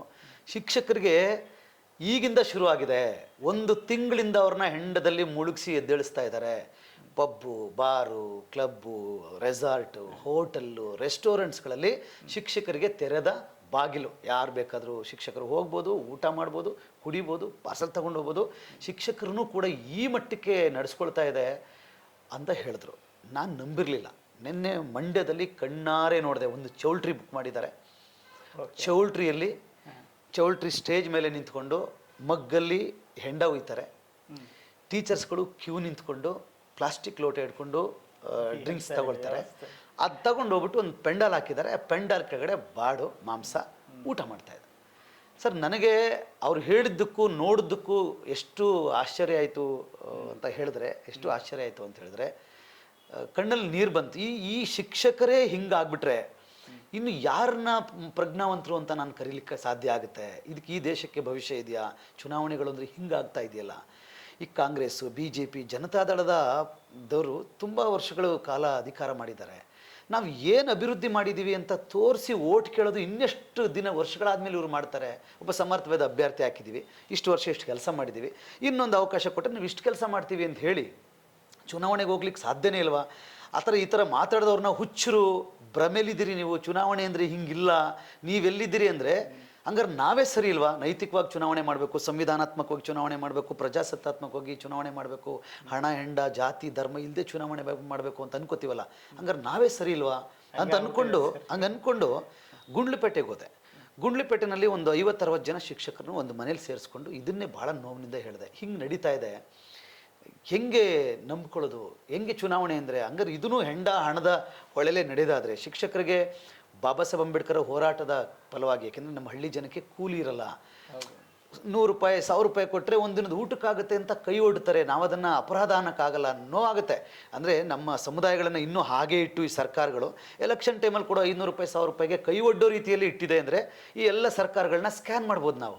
ಬಟ್ ನಿಮಗೆ ಶಿಕ್ಷಕರಿಗೆ ಬಾಬಾ ಸಾಹೇಬ್ ಅಂಬೇಡ್ಕರ್ ಹೋರಾಟದ ಕಾರಣಕ್ಕೆ SC ಗಳಿರಿ, ST ಗಳಿರಿ, OBC ಗಳಿರಿ, ಧಾರ್ಮಿಕ ಅಲ್ಪಸಂಖ್ಯಾತರಿರಿ, ಮಹಿಳಾ ಶಿಕ್ಷಕಿರಿರಿ, ಬಿಕಾಸ್ ಆಫ್ ಬಾಬಾ ಸಾಹೇಬ್ ಅಂಬೇಡ್ಕರ್ ಹೋರಾಟ, ಬಿಕಾಸ್ ಆಫ್ ಕಾನ್ಸ್ಟಿಟ್ಯೂಷನ್ನು ಪ್ರತಿ ತಿಂಗಳ 50,000, 70,000, 1.5 ಲಕ್ಷ, 3 ಲಕ್ಷ, 4 ಲಕ್ಷ ಪ್ರತಿ ತಿಂಗಳು ಸಂಬಳ ತಗೊಂಡ್ರೂ ಕೂಡ ಯಾರೋ ಕೊಡ್ತಕ್ಕಂಥ 5,000 ರೂಪಾಯಿ 10,000 ರೂಪಾಯಿಗೆ ಯಾರೋ ಕೊಡಿಸ್ತಕ್ಕಂಥ ಹೆಂಡಕ್ಕೆ ಕೈ ಒಡ್ಕೊಳ್ಳೋದು ಅಂತಂದರೆ ನನಗೊಬ್ಬ ಶಿಕ್ಷಕನಾಗಿ ಭಾಳ ನೋವಾಗುತ್ತೆ ಅಂದಾಗ ಒಬ್ಬರು ಶಿಕ್ಷಕರು ಎದ್ದು ನಿಂತ್ಕೊಂಡು ಮಾತಾಡಿದ್ರು. ಸರ್ ನೀವು ಹೇಳಿದ್ರೆ ನಮಗೆ ತಿವುದಂಗೆ ಆಗ್ತಾಯಿದೆ, ನಾವು ಬೇಸಿಕಲಿ ಅಂಥವ್ರಲ್ಲ, ನಮಗೆ ಖಂಡಿತ ಇಷ್ಟ ಇಲ್ಲ ನೀವು ಹೇಳ್ದಂಗೆ. ನಮಗೆ ಬಾಬಾ ಸಾಹೇಬರ ಹೋರಾಟಕ್ಕೆ ನಾವು ಒಂದಷ್ಟು ಓದ್ಕೊಂಡು, ನಾವು ಹೆಂಡತಿ ಮಕ್ಕಳು ಚೆನ್ನಾಗಿ ಇಟ್ಕೊಂಡು, ಮನೆ ಕಟ್ಕೊಂಡು, ಕಾರು ಸ್ಕೂಟ್ರ್ ತಗೊಂಡು ಎಲ್ಲರ ಮುಂದೆ ಬೇರೆಯವ್ರಿಗೆ ಕಂಪೇರ್ ಮಾಡ್ಕೊಂಡ್ರೆ ನಾವು ಸ್ಟ್ಯಾಂಡರ್ಡ್ ಲೈಫ್ನ ಲೀಡ್ ಮಾಡ್ತಾಯಿದ್ದೀವಿ. ನಮಗೆ ಕುಡಿಯೋಕ್ಕೆ ಗತಿ ಇಲ್ಲ ಅಂತಲ್ಲ, ದುಡ್ಡಿಗೆ ಗತಿ ಇಲ್ಲ ಅಂತಲ್ಲ. ಆದರೆ ರಾಜಕಾರಣಿಗಳು ನಮ್ಮನ್ನ ಹಿರಕ್ಕೆ ಬಿಡ್ತಾ ಇಲ್ಲ. ಈ ರಾಜಕಾರಣಿಗಳು ಏನು ಮಾಡ್ತಾ ಇದ್ದಾರೆ, ಒಂದು ಕಡೆ ಪಾರ್ಟಿ ಇದೆ ಬನ್ನಿ ಅಂತ ಕರೀತಾರೆ ನಮ್ಮನ್ನ.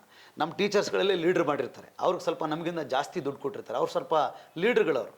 ಆ ಲೀಡ್ರ್ಗಳು ಎಲ್ಲ ಟೀಚರ್ಸ್ಗಳಿಗೂ ಕಾಲ್ ಮಾಡಿ ಹಿಂಗೆ ಪಾರ್ಟಿ ಕರೀತಾ ಇದ್ದಾರೆ ಬನ್ನಿ ಅಂದಾಗ ನಾವು ಹೋಗಲಿಲ್ಲ ಅಂದರೆ ನಮ್ಮನ್ನ ಟಾರ್ಗೆಟ್ ಮಾಡ್ತಾರೆ, ನಮಗೆ ಹಿಂಸೆ ಕೊಡ್ತಾರೆ, ನಮಗೆ ಟ್ರಾನ್ಸ್ಫರ್ ಮಾಡಿಸೋದು, ನಮ್ಮ ಅನುದಾನಿತ ಶಾಲೆಗಳಾದರೆ ನಮಗೆ ಅನುದಾನನ ಬಿಡುಗಡೆ ಮಾಡಿಸ್ದೇ ಇರ್ತಕ್ಕಂಥದ್ದು, ಆಮೇಲೆ ಇವನು ಇಂಥ ಪಕ್ಷದಲ್ಲಿ ಬಂದಿಲ್ಲ ಅಂಥ ಪಕ್ಷಕ್ಕೆ ಹೋಗಿದ್ದಾನೆ ಅಂಥೇಳಿ ಗೆದ್ದವರು ನಮ್ಮನ್ನ ಟಾರ್ಗೆಟ್ ಮಾಡೋದು. ಈ ರೀತಿ ಶಿಕ್ಷಕರಿಗೆ ಮಾನಸಿಕ ಕಿರುಕುಳ ಕೊಟ್ಟು, ಎಲ್ಲ ಟೀಚರ್ಸ್ಗಳು ಹಂಗಿಲ್ಲ, ನೀವು ಜನರಲೈಸ್ ಮಾಡಿಬಿಡ್ರಿ. ಕೆಲವು ಶಿಕ್ಷಕರನ್ನ ಆಯ್ಕೆ ಮಾಡ್ಕೊಳ್ತಾರೆ, ಅವರು ಯಾರು ಡ್ಯಾಮಿನೇಟ್ ಮಾಡ್ತಾ ಇರ್ತಾರೋ, ಯಾರು ಎದ್ದಾಳುಗಳ ಥರ ಇರ್ತಾರಲ್ಲ ಅವ್ರುಗಳನ್ನ ಆಯ್ಕೆ ಮಾಡಿಕೊಂಡು ಇವ್ರಿಗೆ ಹೇಳಿದ್ರೆ ಇವನು ಎಲ್ಲ ಟೀಚರ್ಸ್ಗಳನ್ನೂ ಬಗ್ಗಿಸ್ತಾನೆ ಅಂತ ಕೆಲವು ಟೀಚರ್ಸ್ಗಳು ಗುಂಡಾಗಿರಿ ಮಾಡಿಕೊಂಡು ಪಾಠ ಮಾಡದೆ ರಾಜಕಾರಣಿಗಳ ಹಿಂದೆ ಚೇಲಗಿರಿಗಳು ಮಾಡ್ಕೊಂಡಿರ್ತಾರಲ್ಲ, ಅಂಥವ್ರನ್ನ ಸೆಲೆಕ್ಟ್ ಮಾಡಿಕೊಂಡು ಅಂಥವ್ರ ಮೂಲಕ ನಮಗೆ ಧಮಕಿ ಹಾಕಿಸ್ತಾರೆ. ಅಂಥವ್ರ ಮೂಲಕ ನಮಗೆ ನೋಡಿ ಬೇಡದಿದ್ರೂ ವಾಚ್ ಕೊಟ್ಟು ಕಳಿಸಿದ್ದಾರೆ, ಫೌಂಟೇನ್ ಪೆನ್ನು, ವಾಚು, ಸೀರೆ, ಈಗ ಆಲ್ರೆಡಿ ಮನೆಗಳಿಗೆ ರೀಚ್ ಆಗಿದೆ. ಮತ್ತು ಅವ್ರು ಎಷ್ಟು ಕೊಡ್ತಾರೋ ಕಾಂಗ್ರೆಸ್ನವರು ಅದು ಡಬಲ್ ಕೊಡ್ತೀವಿ ಅಂತ ಇವ್ರು ಹೇಳಿದ್ರೆ, ಇವ್ರು ಎಷ್ಟು ಕೊಡ್ತಾರೋ ಅದು ಡಬಲ್ ಕೊಡ್ತೀವಿ ಅಂತ ಅವ್ರು ಹೇಳಿದ್ರೆ ಇನ್ನೂ ರೇಟ್ ಫಿಕ್ಸ್ ಆಗಿಲ್ಲ. ಯಾಕೆಂದರೆ ರೇಟ್ ಫಿಕ್ಸ್ ಆಗಿಬಿಟ್ರೆ ಅದು ಡಬಲ್ ರೆಡಿ ಮಾಡ್ಕೊಬಿಡ್ತಾರಲ್ಲ ಅಂತ. ಚುನಾವಣೆ ಹಿಂದಿನ ದಿನ ಕವರಲ್ಲಿ ಎಷ್ಟೆಷ್ಟು ಹೋಗುತ್ತೋ ಗೊತ್ತಿಲ್ಲ, ಇಷ್ಟು ವರ್ಸ್ಟಾಗಿ ಚುನಾವಣೆ ಆಗ್ತಾಯಿದೆ. ಬಟ್ ನನ್ನ ಎಂಟ್ರಿಯಿಂದ ಪ್ರಾಮಾಣಿಕವಾಗಿ ಹೇಳ್ತೀನಿ, ನಾವು ಎಲ್ರಿಗೂ ಕೈ ಮುಗಿದು ಕೇಳ್ಕೊತಾ ಇದ್ದೀವಿ, ಶಿಕ್ಷಕನು ಹೋರಾಟಗಾರನೋದಂತ ನನಗೆ ಓಟ್ ಹಾಕಿ, ಭಕ್ಷಕರು ಮಾರಾಟಗಾರರಾದಂಥ ಇತರರಿಗೆ ಓಟ್ ಮಾಡಿಬಿಡ್ರಿ. ನಿಮ್ಮ ಘನತೆ, ಇಂಗ್ಲೀಷಲ್ಲೊಂದು ಗಾದೆ ಇದೆ, show your friend I will tell about you. ನೀವೇನು ಅಂತ ನೀವು ಹೇಳಬೇಕಾಗಿಲ್ಲ, ನಿಮ್ಮ ಫ್ರೆಂಡ್ ಯಾರು ಅಂತ ತೋರಿಸ್ರಿ, ನಿಮ್ಮ ಯೋಗ್ಯತೆನ ನಾವು ಹೇಳ್ತೀವಿ ಅಂತಾರಲ್ಲ, ಹಾಗೆ ಇಂಡಿಯಾದಲ್ಲಿ show your MLA I will tell about your ಕಾನ್ಸ್ಟಿಟ್ಯೂನ್ಸಿಲಿ ಎಷ್ಟು ಜನ ಪ್ರಜ್ಞಾವಂತರಿದ್ದಾರೆ ಅಂತ ಆ MLA ನೋಡಿದ್ರೆ ಗೊತ್ತಾಗೋದು, ಇವನ್ನ ಆಯ್ಕೆ ಮಾಡಿದ್ದಾರೆ ಅಂದರೆ ಅವರೆಂಥವ್ರು ಅಂತ. ಬಟ್ ಇದು ನಾಚಿಕೆಗೇಡೇನೆಂದರೆ ಶೋ ಯುವರ್ MLC, ಯಾಕೆಂದರೆ teachers constituency, show your MLC I will tell about you teachers ಅಂತಂದಾಗ ಟೀಚರ್ಸ್ಗಳು ಅವ್ರ ಘನತೆಗೆ ತಕ್ಕಂಥ ವ್ಯಕ್ತಿಯನ್ನು ಆಯ್ಕೆ ಮಾಡಬೇಕು. ನಿಜ ಅಲ್ಲ ಸರ್? ಹೆಂಡ ಕೊಟ್ಟು, ಹಣ ಕೊಟ್ಟು, ಧಮಕಿ ಹಾಕಿ, ಜಾತಿ ಧರ್ಮನ ಮುಂದೆ ಮಾಡ್ಕೊಂಡ್ರೆ ಅವ್ರಿಗೆ ಓಟ್ ಹಾಕಿ ಗೆಲ್ಲಿಸಿದ್ರೆ ಅದು ಶಿಕ್ಷಕರಿಗೆಲ್ರಿಗೂ ಅವಮಾನ. ಮತ್ತು ನಮ್ಮ BJP JDS ಕ್ಯಾಂಡಿಡೇಟ್ ಅಂತ ಪಾಪ SSLC ಅವ್ರಿಗೆ SSLC ಓದಿರ್ತಕ್ಕಂಥ ಶಿಕ್ಷಕನಿಗೆ PhD ಮಾಡಿರ್ತಕ್ಕಂಥ ಪ್ರೊಫೆಸರ್ಗಳು ಓಟ್ ಹಾಕ್ಬೇಕಾ? ಯಾವ ಕಾರಣಕ್ಕೆ ಓಟ್ ಹಾಕಬೇಕು? ಯಾವ ಅರ್ಹತೆ ಇದೆ ಅಂತ ಓಟ್ ಹಾಕಬೇಕು? ಇದು ಇಂಥವ್ರು ತಂದಿಳಿಸಿ ಇಡೀ ಶಿಕ್ಷಕ ಕಮ್ಯುನಿಟಿಗೆ ಅವಮಾನ ಮಾಡ್ತಾ ಇದ್ದಾರೆ. MLA ಎಲೆಕ್ಷನ್ ಅಲ್ಲಿ ಅದು ನಡೆಯುತ್ತೆ, ಬಟ್ ಮೇಲ್ಮನೆ ಒಂದು ಬುದ್ಧಿಜೀವಿಗಳ ಒಂದು ಏನು ಅಸೆಂಬ್ಲಿ ಅಂತ ನಾವು ಹೇಳ್ತೀವಿ, ಚಿಂತಕರ ಚಾವಡಿ, ಬುದ್ಧಿಜೀವಿಗಳ, ಸೊ ಆ ಮೇಲ್ಮನೆ ಘನತೆ ಉಳ್ಕೋಬೇಕಾಗಿದೆ. ಹಾಗಾಗಿ ಹೇಳ್ತಾ ಇದ್ದಾರೆ, ಸರ್ ನಾವು ಓಟ್ ಮಾಡ್ತೀವಿ, ಶಿಕ್ಷಕರಾಗಿರೋದ್ರಿಂದ ಮೊದಲ ಪ್ರಾಶಸ್ತ್ಯವನ್ನು ನಿಮಗೆ ಕೊಡ್ತೀವಿ, ನಾವು ಕಮಿಟ್ ಆಗ್ಬಿಟ್ಟಿದ್ದೀವಿ ಕೆಲವು ಸಲ, ಅವ್ರಿಗೆ 2ನೇ ಪ್ರಾಶಸ್ತ್ಯ ಕೊಡ್ತೀವಿ ಅಂತ ಹೇಳ್ತಾ ಇದ್ದಾರೆ. ಒಂದು ಆಶ್ಚರ್ಯಕರವಾದಂಥ ರಿಸಲ್ಟ್ ಬರ್ಬೋದು. ಮತ್ತು ಇದನ್ನೆಲ್ಲ ತಡಿಲಿಕ್ಕೂ ಅಲ್ಲಿ ತಂತ್ರಗಾರಿಕೆ ನಡೀತಾ ಇರ್ತದೆ. ಈ ಥರದ್ದೊಂದು ಫೋರ್ಸ್ ಬಂದು ಕೆಲಸ ಮಾಡ್ತಾ ಇದೆ ಅಂದಾಗ ಇನ್ನಷ್ಟು ಹಣ, ಇನ್ನಷ್ಟು ಹೆಂಡ, ಇನ್ನಷ್ಟು ಧಮಕಿಗಳು ನಡೀತವೆ. ಬಟ್ ಯಾವ ಶಿಕ್ಷಕರು ಅದನ್ನು ಕೇರ್ ಮಾಡಲ್ಲ. ಯಾಕೆಂದರೆ ಅವ್ರಿಗೆ ನೀವು ಸ್ವಲ್ಪ ಮುಂಚೆನೇ ಎಂಟ್ರಿ ಆಗಿದ್ರೆ ಅಂದ್ರೆ ಒಂದು ಕ್ಯಾಂಪೇನ್ ಇದಕ್ಕೆ ಹೆಚ್ಚು ಅನುಕೂಲ ಆಗ್ತಿತ್ತು ಸರ್. ಖಂಡಿತ. ಇದು ಏನಾಯಿತು ಸರ್, MP ಎಲೆಕ್ಷನ್ ಆದಮೇಲೆ ನಾವು ರಿಸಲ್ಟ್ ಕಾಯ್ತಾ ಇದ್ವಿ. ಒಂದು 6 ತಿಂಗಳಿಂದನೇ ಅಲ್ಲಿ ಒಬ್ಬರು ರಿಟೈರ್ಡ್ DDPU Okay. ನಮ್ಮ ಪಕ್ಷದಿಂದ ನಿಂತ್ಕೊಳ್ಳಿ ಅಂತ ಕೆಲವು ನಮ್ಮ ಚಳುವಳಿಯನ್ನು ಗೌರವಿಸ್ತಕ್ಕಂಥ ಪ್ರೊಫೆಸರ್ಗಳು ಅವ್ರ ಜೊತೆ ಮಾತಾಡಿದ್ದಾರೆ. ರಿಟೈರ್ಡ್ ಆಗ್ತಾ ಇದ್ರಿ, ಅವ್ರು ಸ್ವಲ್ಪ ಸಮಾಜಮುಖಿಯಾದಂಥ ಕೆಲಸಗಳು ಮಾಡ್ತಾಯಿದ್ರು.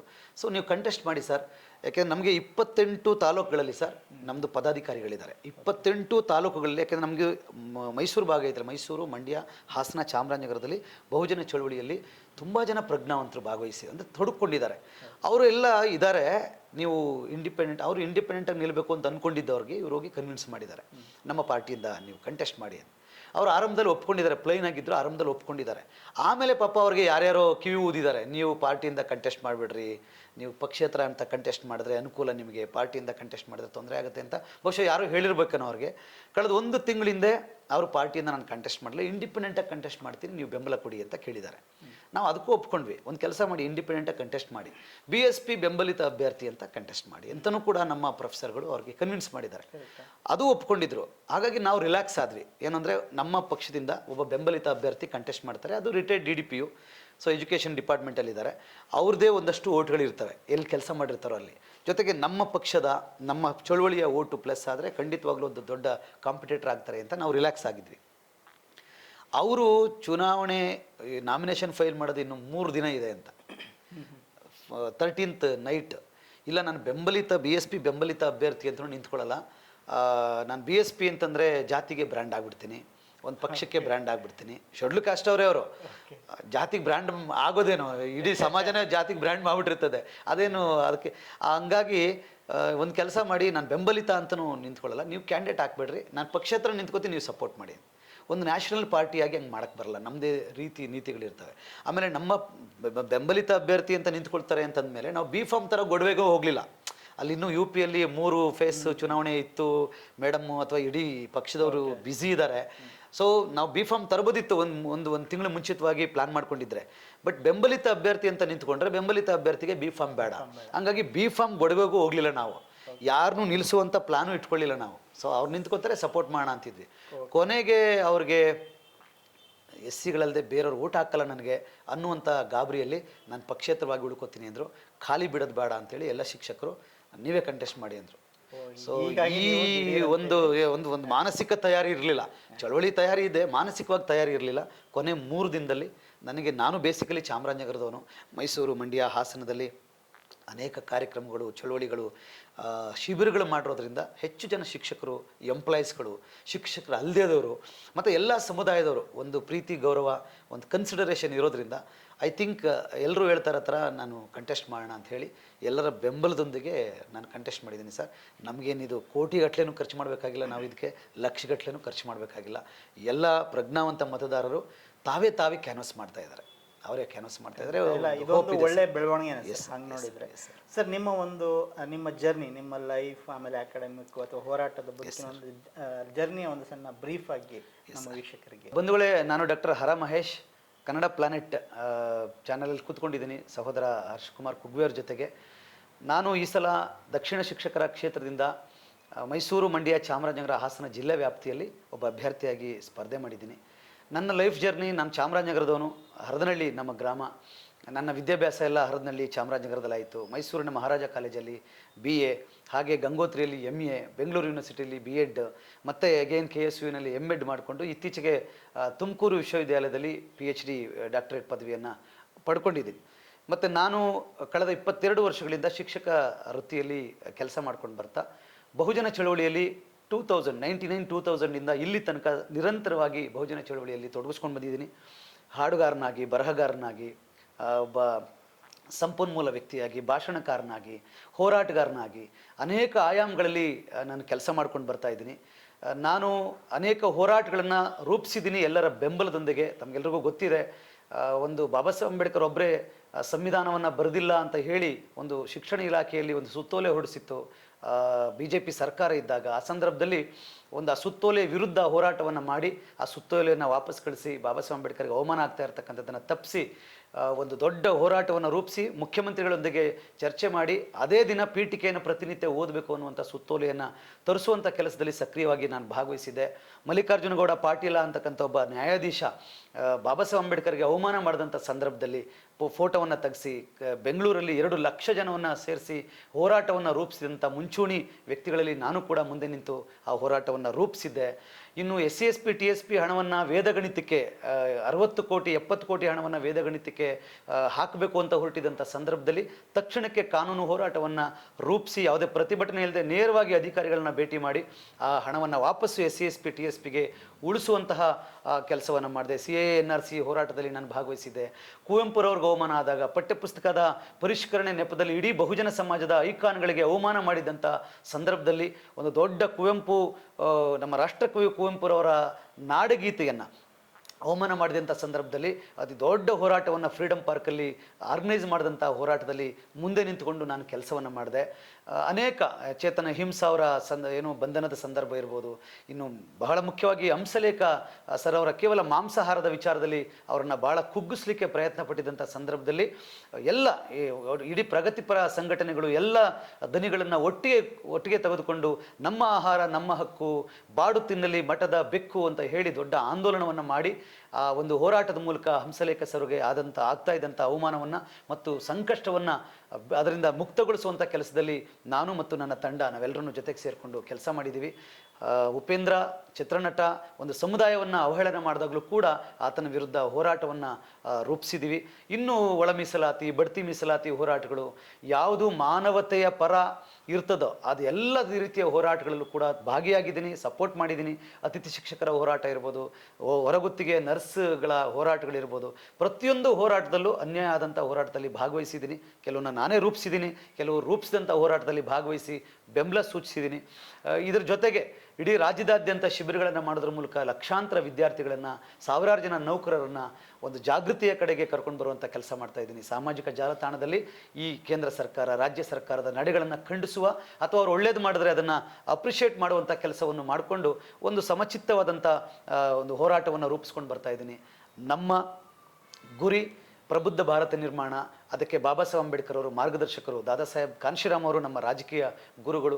ಆ ನಿಟ್ಟಲ್ಲಿ ಹೋರಾಟವನ್ನು ಮುಂದುವರಿಸ್ಕೊಂಡು ಬರ್ತಾ ಇರ್ತಕ್ಕಂಥ ನನಗೆ ಕನ್ನಡ ಪ್ಲಾನೆಟಲ್ಲಿ ಈ ಒಂದು ಸಂದರ್ಶನಕ್ಕೆ ಅವಕಾಶ ಮಾಡಿಕೊಟ್ಟು, ವಿಶೇಷವಾಗಿ ದಕ್ಷಿಣ ಮತಕ್ಷೇತ್ರದಲ್ಲಿ ನೀವು ಯಾಕೆ ಗೆಲ್ಲಬೇಕು ಅನ್ನುವಂಥ ಪ್ರಶ್ನೆಗಳನ್ನ ನನ್ನ ಮುಂದೆ ಇಟ್ಟು ಒಂದಷ್ಟು ವಿಚಾರಗಳನ್ನು ಇದರ ಮೂಲಕ ಮತದಾರರಿಗೆ ತಲುಪಿಸುವಂಥ ಕೆಲಸ ಮಾಡಿದಂಥ ಕನ್ನಡ ಪ್ಲಾನೆಟ್ಗೆ Jai Bhim. Thank you so much sir. ಕೊನೆಯಲ್ಲಿ ಎಸ್ ಸರ್, ಒಬ್ಬ ಜನಪ್ರತಿನಿಧಿ ಹೋರಾಟಗಾರ ಆಗಿರಬೇಕು ಅಥವಾ ಒಬ್ಬ ಹೋರಾಟಗಾರ ಜನಪ್ರತಿ ಆಗಿರಬೇಕು ಅನ್ನೋ ಒಂದು ಆಶಯ ನಮ್ಮದು ಕೂಡ. Yes sir. ನೀವು ಕೊನೆಯಲ್ಲಿ ನೀವು ಆರಿಸಿ ಬಂದರೆ ನೀವು ಅಡ್ರೆಸ್ ಮಾಡ್ತಕ್ಕಂಥ ಈ ಶಿಕ್ಷಕರ ಸಮಸ್ಯೆಗಳ ಒಂದು ಪಟ್ಟಿನ ಹೇಳ್ಬೋದು ಸರ್. ಮೊದಲನೇದಾಗಿ ರಜಾ ದಿನಗಳಲ್ಲಿ ಮತ್ತು ಬೇರೆ ದಿನಗಳಲ್ಲಿ ಶಿಕ್ಷಕರನ್ನು ಹೆಚ್ಚುವರಿ ಕೆಲಸಗಳಿಗೆ, ಅನ್ಯ ನಿಮಿತ್ತ ಕೆಲಸಗಳಿಗೆ ನೇಮಕ ಮಾಡ್ತಾ ಇರ್ತಕ್ಕಂಥದ್ದನ್ನು ನಿಲ್ಲಿಸಿ ಸಂಪೂರ್ಣವಾಗಿ ಅವ್ರನ್ನ ಬೋಧನೆಗೆ ಹೆಚ್ಚು ಕೇಂದ್ರೀಕರಿಸುವಂಥ ಕೆಲಸವನ್ನು ನಾನು ಮಾಡ್ತೀನಿ. ಜೊತೆಗೆ ಶಿಕ್ಷಕರಿಗೆ ಕಾಲಕ್ಕೆ ಬಡ್ತಿ ಆಗ್ತಾ ಇಲ್ಲ. ಬಡ್ತಿ ವಿಚಾರದಲ್ಲಿ ತುಂಬ ವಿಳಂಬ ಆಗಿದೆ. ಆ ವಿಚಾರದಲ್ಲಿ ನಾನು ಮೇಲ್ಮನೆಯಲ್ಲಿ ನಿಂತು ಕಾಲಕ್ಕೆ ಬಡ್ತಿ ಆಗುವಂಥ ರೀತಿಯಲ್ಲಿ ನಾನು ಖಂಡಿತವಾಗೂ ಕೆಲಸವನ್ನು ಮಾಡ್ತೀನಿ. ಮತ್ತು ಶಿಕ್ಷಕರ ನೇಮಕಾತಿ ವಿಚಾರದಲ್ಲಿ ತುಂಬ ಖಾಲಿ ಇದೆ. ನಮಗೆ ಮ್ಯಾಥ್ಸ್ ಟೀಚರ್ ಇಲ್ಲ, ತುಂಬ ಖಾಲಿ ಇದೆ. ಜನ ಓದ್ಕೊಂಡು ನಿಂತಿದ್ದಾರೆ, ನಿರುದ್ಯೋಗ ಹೋಗ್ಲಾಡಿಸ್ದಂಗೂ ಆಗುತ್ತೆ. ಶಿಕ್ಷಣ ಕ್ಷೇತ್ರಕ್ಕೆ ಫಿಲಪ್ ಮಾಡಬೇಕಾಗಿದೆ. ಹಾಗಾಗಿ ನೇರ ನೇಮಕಾತಿ, ಈಗ ಅತಿಥಿ ಶಿಕ್ಷಕರು ಅಂತ ಮಾಡ್ತಾ ಇದ್ದಾರಲ್ಲ, ಅದನ್ನು ಅತಿಥಿ ಶಿಕ್ಷಕರು ಅನ್ನುವಂಥದ್ದೇ ಕೆಟ್ಟ ಪದ ನನ್ನ ಪ್ರಕಾರ. ಭಾಳ ಅಗೌರವವಾದಂಥ ಪದ. ಸಂಬಳ ಕಡಿಮೆ, ಕೆಲಸ ಜಾಸ್ತಿ, ಮಾನಸಿಕ ಒತ್ತಡ, ಒಂಥರ ಏನು ಆಧುನಿಕ ಜೀತಗಾರಿಕೆ ರೀತಿಯಲ್ಲಿ ಕೆಲಸ ಮಾಡಿಸ್ತಾ ಇದ್ದಾರೆ. ಅತಿಥಿ ಶಿಕ್ಷಕರು ಅನ್ನುವಂಥ ಆ ಹಣೆಪಟ್ಟಿಯನ್ನು ತೆಗೆದು ಅವ್ರನ್ನ ಖಾಯಂ ಶಿಕ್ಷಕರನ್ನಾಗಿ ಮಾಡಿ ನೇರ ನೇಮಕಾತಿಯ ಮೂಲಕ ಶಿಕ್ಷಣ ಕ್ಷೇತ್ರಕ್ಕೆ ಬೇಕಾಗುವಷ್ಟು ಕ್ವಾಂಟಿಟಿ ಟೀಚರ್ಸ್ಗಳೇನಿದ್ದಾರೆ ಅದನ್ನು ಕಾಯಮ್ಮಾಗಿ ನೇಮಕ ಮಾಡಿಕೊಳ್ಳಿಕ್ಕೆ ಬೇಕಾಗುವಂಥ ಕೆಲಸವನ್ನು ಮಾಡ್ತೀನಿ. ಮತ್ತು ಶಿಕ್ಷಕರ ಸಂಬಳ ಕಡಿಮೆ ಇದೆ ಕಂಪ್ಯಾರಿಟಿವ್ಲಿ ಬೇರೆಯವ್ರಿಗೆ. ಆ ಶಿಕ್ಷಕರ ಸಂಬಳದಲ್ಲಿ ಹೆಚ್ಚಳ ಆಗಬೇಕು ಅಂತಕ್ಕಂಥದ್ದು, ಅವರ ಕ್ವಾಲಿಟಿ ಆಫ್ ಲೈಫ್ ಲೀಡ್ ಮಾಡಬೇಕು ಅಂತ ಹೇಳಿದ್ರೆ ಆ ನಿಟ್ಟಲ್ಲಿ ಹೋರಾಟ ಮಾಡಬೇಕಾಗಿದೆ. ಮತ್ತು ಬಹಳ ಮುಖ್ಯವಾಗಿ 6ರಿಂದ 14 ವರ್ಷಗಳ ಕಾಲ ಫ್ರೀ ಆ್ಯಂಡ್ ಕಂಪಲ್ಸರಿ ಎಜುಕೇಷನ್ ಅಂತ ಕಾನ್ಸ್ಟಿಟ್ಯೂಷನ್ ಅಮೆಂಡ್ಮೆಂಟ್ ಇದೆ. ಸೊ ಹಾಗಾಗಿ ಖಾಸಗಿ ಶಾಲೆ ಅಂತ ಮೆನ್ಷನ್ ಮಾಡಿಲ್ಲ ಯಾವುದೇ ಶಾಲೆಗಳು. ಸೊ ಖಾಸಗಿ ಶಾಲೆಗಳು ಅತಿ ಹೆಚ್ಚು ಫೀಸನ್ನು ಹೊರೆಯನ್ನು ಹಾಕಿ ಪೋಷಕರನ್ನ ಮಕ್ಕಳನ್ನ ಹಿಂಡ್ತಾ ಇದ್ದಾರಲ್ಲ, ಇದಕ್ಕೊಂದು ಶಾಶ್ವತವಾದಂಥ ಪರಿಹಾರ ಸಂವಿಧಾನಾತ್ಮಕವಾಗಿ 6-14 ಯಾವುದೇ ₹1 ತೆಗೆದುಕೊಳ್ಳದೆ ನೀವು ಶಿಕ್ಷಣವನ್ನು ಕೊಡಬೇಕು, ಫ್ರೀ ಆ್ಯಂಡ್ ಕಂಪಲ್ಸರಿ. ಅದು ಎಲ್ಲ ಶಾಲೆಗಳಿಗೆ ಕಾಲೇಜುಗಳಿಗೆ ಅಪ್ಲೈ ಆಗೋ ಥರ ಈ ಖಾಸಗಿ ಶಾಲೆಗಳ ಕಾಲೇಜುಗಳ ಆಟೋಟೋಪ ಏನಿದೆ, ಒಂದು ಅದು ಹಣವನ್ನು ಏರ್ತಾ ಇದ್ದಾರಲ್ಲ, ಅದಕ್ಕೆ ಸಂಪೂರ್ಣ ಕಡಿವಾಣ ಹಾಕಬೇಕು ಅಂತಕ್ಕಂಥದ್ದು. ಮತ್ತು ಈ ಶಿಕ್ಷಕರನ್ನ ಹಣ ಹೆಂಡ ಹಂಚಿ ಚುನಾವಣೆ ಆಗ್ತಾ ಇದ್ದರೆ ಅದಕ್ಕೆ ಬ್ರೇಕ್ ಹಾಕುವಂಥ ಕೆಲಸವನ್ನು ಖಂಡಿತ ನನ್ನ ಮೇಲ್ಮನೆಗೆ ಹೋದರೆ ಮಾಡ್ತೀನಿ. ಯಾಕೆಂದರೆ ಕಂಪ್ಲೀಟ್ ಚುನಾವಣಾ ಆಯೋಗಕ್ಕೆ ಮಾತಾಡಬೇಕು, ಸರ್ಕಾರಕ್ಕೆ ಮಾತಾಡಬೇಕು ಗೊತ್ತಿಲ್ಲ, ಶಿಕ್ಷಕರ ಕ್ಷೇತ್ರದ ಚುನಾವಣೆ ಬೇರೆ ರೀತಿಯಲ್ಲಿ ಆಗಬೇಕು. ಅದು ಅಲ್ಲಿ ಆಮಿಷಗಳು ಇಲ್ಲದೇ ಇರ್ತಕ್ಕಂಥ ರೀತಿಯಲ್ಲಿ ಚುನಾವಣೆಗಳು ಆಗಬೇಕು ಅನ್ನುವಂಥದ್ದನ್ನು ನಾನು ಪ್ಲ್ಯಾನ್ ಮಾಡ್ತೀನಿ. ಮತ್ತು ಶಾಲಾ ಕಟ್ಟಡಗಳು ಈ ಪ್ರೈವೇಟ್ ಶಾಲೆಗಳಿಗೆ ಕಂಪೇರ್ ಮಾಡಿಕೊಂಡ್ರೆ ಗೌರ್ಮೆಂಟ್ ಸ್ಕೂಲು ಕಾಲೇಜುಗಳು ತುಂಬ ಶಿಥಿಲಗೊಂಡಿದೆ. ತುಂಬ ನೋಡ್ತಿದ್ದಂಗೆ ಗೊತ್ತಾಗುತ್ತೆ ಇದು ಗೌರ್ಮೆಂಟಾ ಪ್ರೈವೇಟಾ ಅಂತ. ಆದರೆ ಖಾಸಗಿಯವರು ಕಂಪೇರ್ ಮಾಡಿಕೊಂಡ್ರೆ ಸರ್ಕಾರ ಶ್ರೀಮಂತವಾಗಿದೆ. ಹಾಗಾಗಿ ಖಾಸಗಿ ಶಾಲೆಗಳಷ್ಟೇ ಉನ್ನತೀಕರಿಸಿದ ಶಾಲೆಗಳು, ಕಟ್ಟಡಗಳು, ಮೂಲಭೂತವಾದಂಥ ಸೌಕರ್ಯಗಳು ಆಗೋ ರೀತಿಯಲ್ಲಿ ನೋಡ್ಕೋಬೇಕು ಅನ್ನುವಂಥ ರೀತಿಯದ್ದು. ಮತ್ತು ಕನ್ನಡ ಮೀಡಿಯಂ, ಇಂಗ್ಲೀಷ್ ಮೀಡಿಯಂ ಇದು ಹಳ್ಳಿ ಮಕ್ಕಳಿಗೆ ತುಂಬ ಒಂಥರ ಹೊರೆ ಆಗ್ತಾ ಇದೆ. ಅಂದರೆ ಕನ್ನಡ ಮೀಡಿಯಂ, ಇಂಗ್ಲೀಷ್ ಮೀಡಿಯಂ ಅಂತ ತರ್ತಾ ಕನ್ನಡವನ್ನು ಉಳಿಸೋ ಕೆಲಸ ಬಡವ್ರ ಮಕ್ಕಳ ಕೆಲಸನ. ಇಂಗ್ಲೀಷ್ ಮೀಡಿಯಂ ಯಾಕೆ ಆಗಬಾರ್ದು? ಪ್ರೈಮರಿ ಶಾಲೆಯಿಂದ ಇಟ್ಕೊಂಡು ಇಂಗ್ಲೀಷ್ ಮೀಡಿಯಮಲ್ಲಿ ಶಾಲೆ ಆಗಲಿ, ಕನ್ನಡವನ್ನು ಒಂದು ಭಾಷೆಯಾಗಿ ಕಲೀಲಿ. ಕನ್ನಡ ಶಿಕ್ಷಕನಾಗಿ ನಾನು ಹೇಳ್ತೀನಿ, ತುಂಬ ಭಾವನಾತ್ಮಕವಾಗಿ ಹೇಳ್ತಾ ಇಲ್ಲ, ಕನ್ನಡ ನನ್ನ ಮನೆ ಭಾಷೆ, ನನ್ನ ರಾಜ್ಯ ಭಾಷೆ, ನನ್ನ ಜೀವ, ನಮ್ಮ ಉಸಿರು. ಆದರೆ ವ್ಯಾವಹಾರಿಕವಾಗಿ ಹೊರಗಡೆ ಬದುಕುವಂಥ ಸಂದರ್ಭದಲ್ಲಿ ಇಂಗ್ಲೀಷ್ ತುಂಬ ಅತ್ಯಗತ್ಯವಾಗಿದೆ. ಶಿಕ್ಷಣ ಕ್ಷೇತ್ರದಲ್ಲಿ ಇಂಗ್ಲೀಷ್ನ ಇಂಪಾರ್ಟೆನ್ಸ್ ಏನು ಅನ್ನೋದನ್ನು ಒಳಗಡೆ ಇನ್ಕಲ್ಕುಲೇಟ್ ಮಾಡಿ ಎಲ್ಲರಿಗೂ ಉದ್ಯೋಗದಲ್ಲಿ ಅವಕಾಶ ಸಿಗೋ ರೀತಿಯಲ್ಲಿ ಶಿಕ್ಷಣ ಕ್ಷೇತ್ರದಲ್ಲಿ ಒಂದು ಕೆಲಸ ಮಾಡಬೇಕು ಅಂತ ಯೂನಿವರ್ಸಿಟಿಗಳು, ಶಾಲಾ ಕಾಲೇಜುಗಳಲ್ಲಿ ಶಿಕ್ಷಕರ ಕೊರತೆ ಇದೆ, ಅದನ್ನು ಹೋಗಲಾಡಿಸ್ಬೇಕು. ತುಂಬ ಹೇಳಲ್ಲ ನಾನು, ಒಂದು 5-6 ಗಟ್ಟಿಯಾದಂಥದ್ದನ್ನು ಮಾಡಲೇಬಹುದಾದಂಥದ್ದನ್ನು ಕೇಂದ್ರ ಸರ್ಕಾರ, ರಾಜ್ಯ ಸರ್ಕಾರ ಇರ್ಬೋದು, ಯಾರ ಮೇಲೆ ಒತ್ತಡ ಇರಬೇಕು ಅದು ಮಾಡುವಂಥ ಕೆಲಸವನ್ನು ನನ್ನ ಮೊದಲ 5 ವರ್ಷದಲ್ಲಿ ಮಾಡ್ತೀನಿ. ಆ ಕೆಲಸವನ್ನು ಗಮನಿಸಿ ಈ ಮನುಷ್ಯನಿಗೆ ತಾಕತ್ತಿದೆ ಅಂದರೆ ಮತ್ತೆ ಅವರು ನನ್ನನ್ನು ಗೆಲ್ಲಿಸ್ತಾರೆ 2ನೇ ಬಾರಿ, ಸಂಪೂರ್ಣವಾದಂಥ ಒಂದು ಆಲೋಚನೆ ತಲೆಯಲ್ಲಿದೆ, ಆ ಕೆಲಸವನ್ನು ನಾನು ಮಾಡ್ತೀನಿ ಸರ್. ಪ್ರಿಯ ವೀಕ್ಷಕರೇ, ಒಬ್ಬ ಪ್ರತಿನಿಧಿ ಆಗಬೇಕು ಅಂತ ಬಯಸೋರಿಗೆ ಮುಖ್ಯವಾಗಿ ಇರಬೇಕಾದ್ದು ಒಂದು ವಿಷನ್ ಅಥವಾ ಒಂದು ದೂರದೃಷ್ಟಿ. ಅದೇ ರೀತಿ ತನ್ನದೇ ಆದಂಥ ಯೋಜನೆಗಳಿರಬೇಕು. ಅಂತಹ ಒಂದು ಒಳ್ಳೆಯ ವಿಷನ್ ಮತ್ತು ಯೋಜನೆಗಳ ಜೊತೆಗೆ ಇವತ್ತು MLC ಚುನಾವಣಾ ಕಣದಲ್ಲಿ ಇದ್ದಾರೆ ನಮ್ಮ ಡಾಕ್ಟರ್ ಆರ್ ಮಹೇಶ್ ಅವರು. ಸೊ ಅವರಿಗೆ ಯಶಸ್ಸಾಗಲಿ, ಅವರಿಗೆ ಗೆಲುವಾಗಲಿ ಅಂಥೇಳಿ ನಮ್ಮ ಕನ್ನಡ ಪ್ಲಾನೆಟ್ ಕೂಡ ಆಶಿಸುತ್ತೆ. ಇಷ್ಟೊತ್ತವರೆಗೆ ತಮ್ಮ ಒಂದು ವಿಚಾರಗಳನ್ನು, ಯೋಜನೆಗಳನ್ನು, ತಮ್ಮ ಒಂದು ದೃಷ್ಟಿಕೋನವನ್ನು ನಮ್ಮ ಜೊತೆಗೆ ಹಂಚಿಕೊಂಡಿದ್ದಕ್ಕೆ ಅವರಿಗೆ ಕನ್ನಡ ಪ್ಲಾನೆಟ್ ಪರವಾಗಿ ಧನ್ಯವಾದಗಳು. Thank you sir.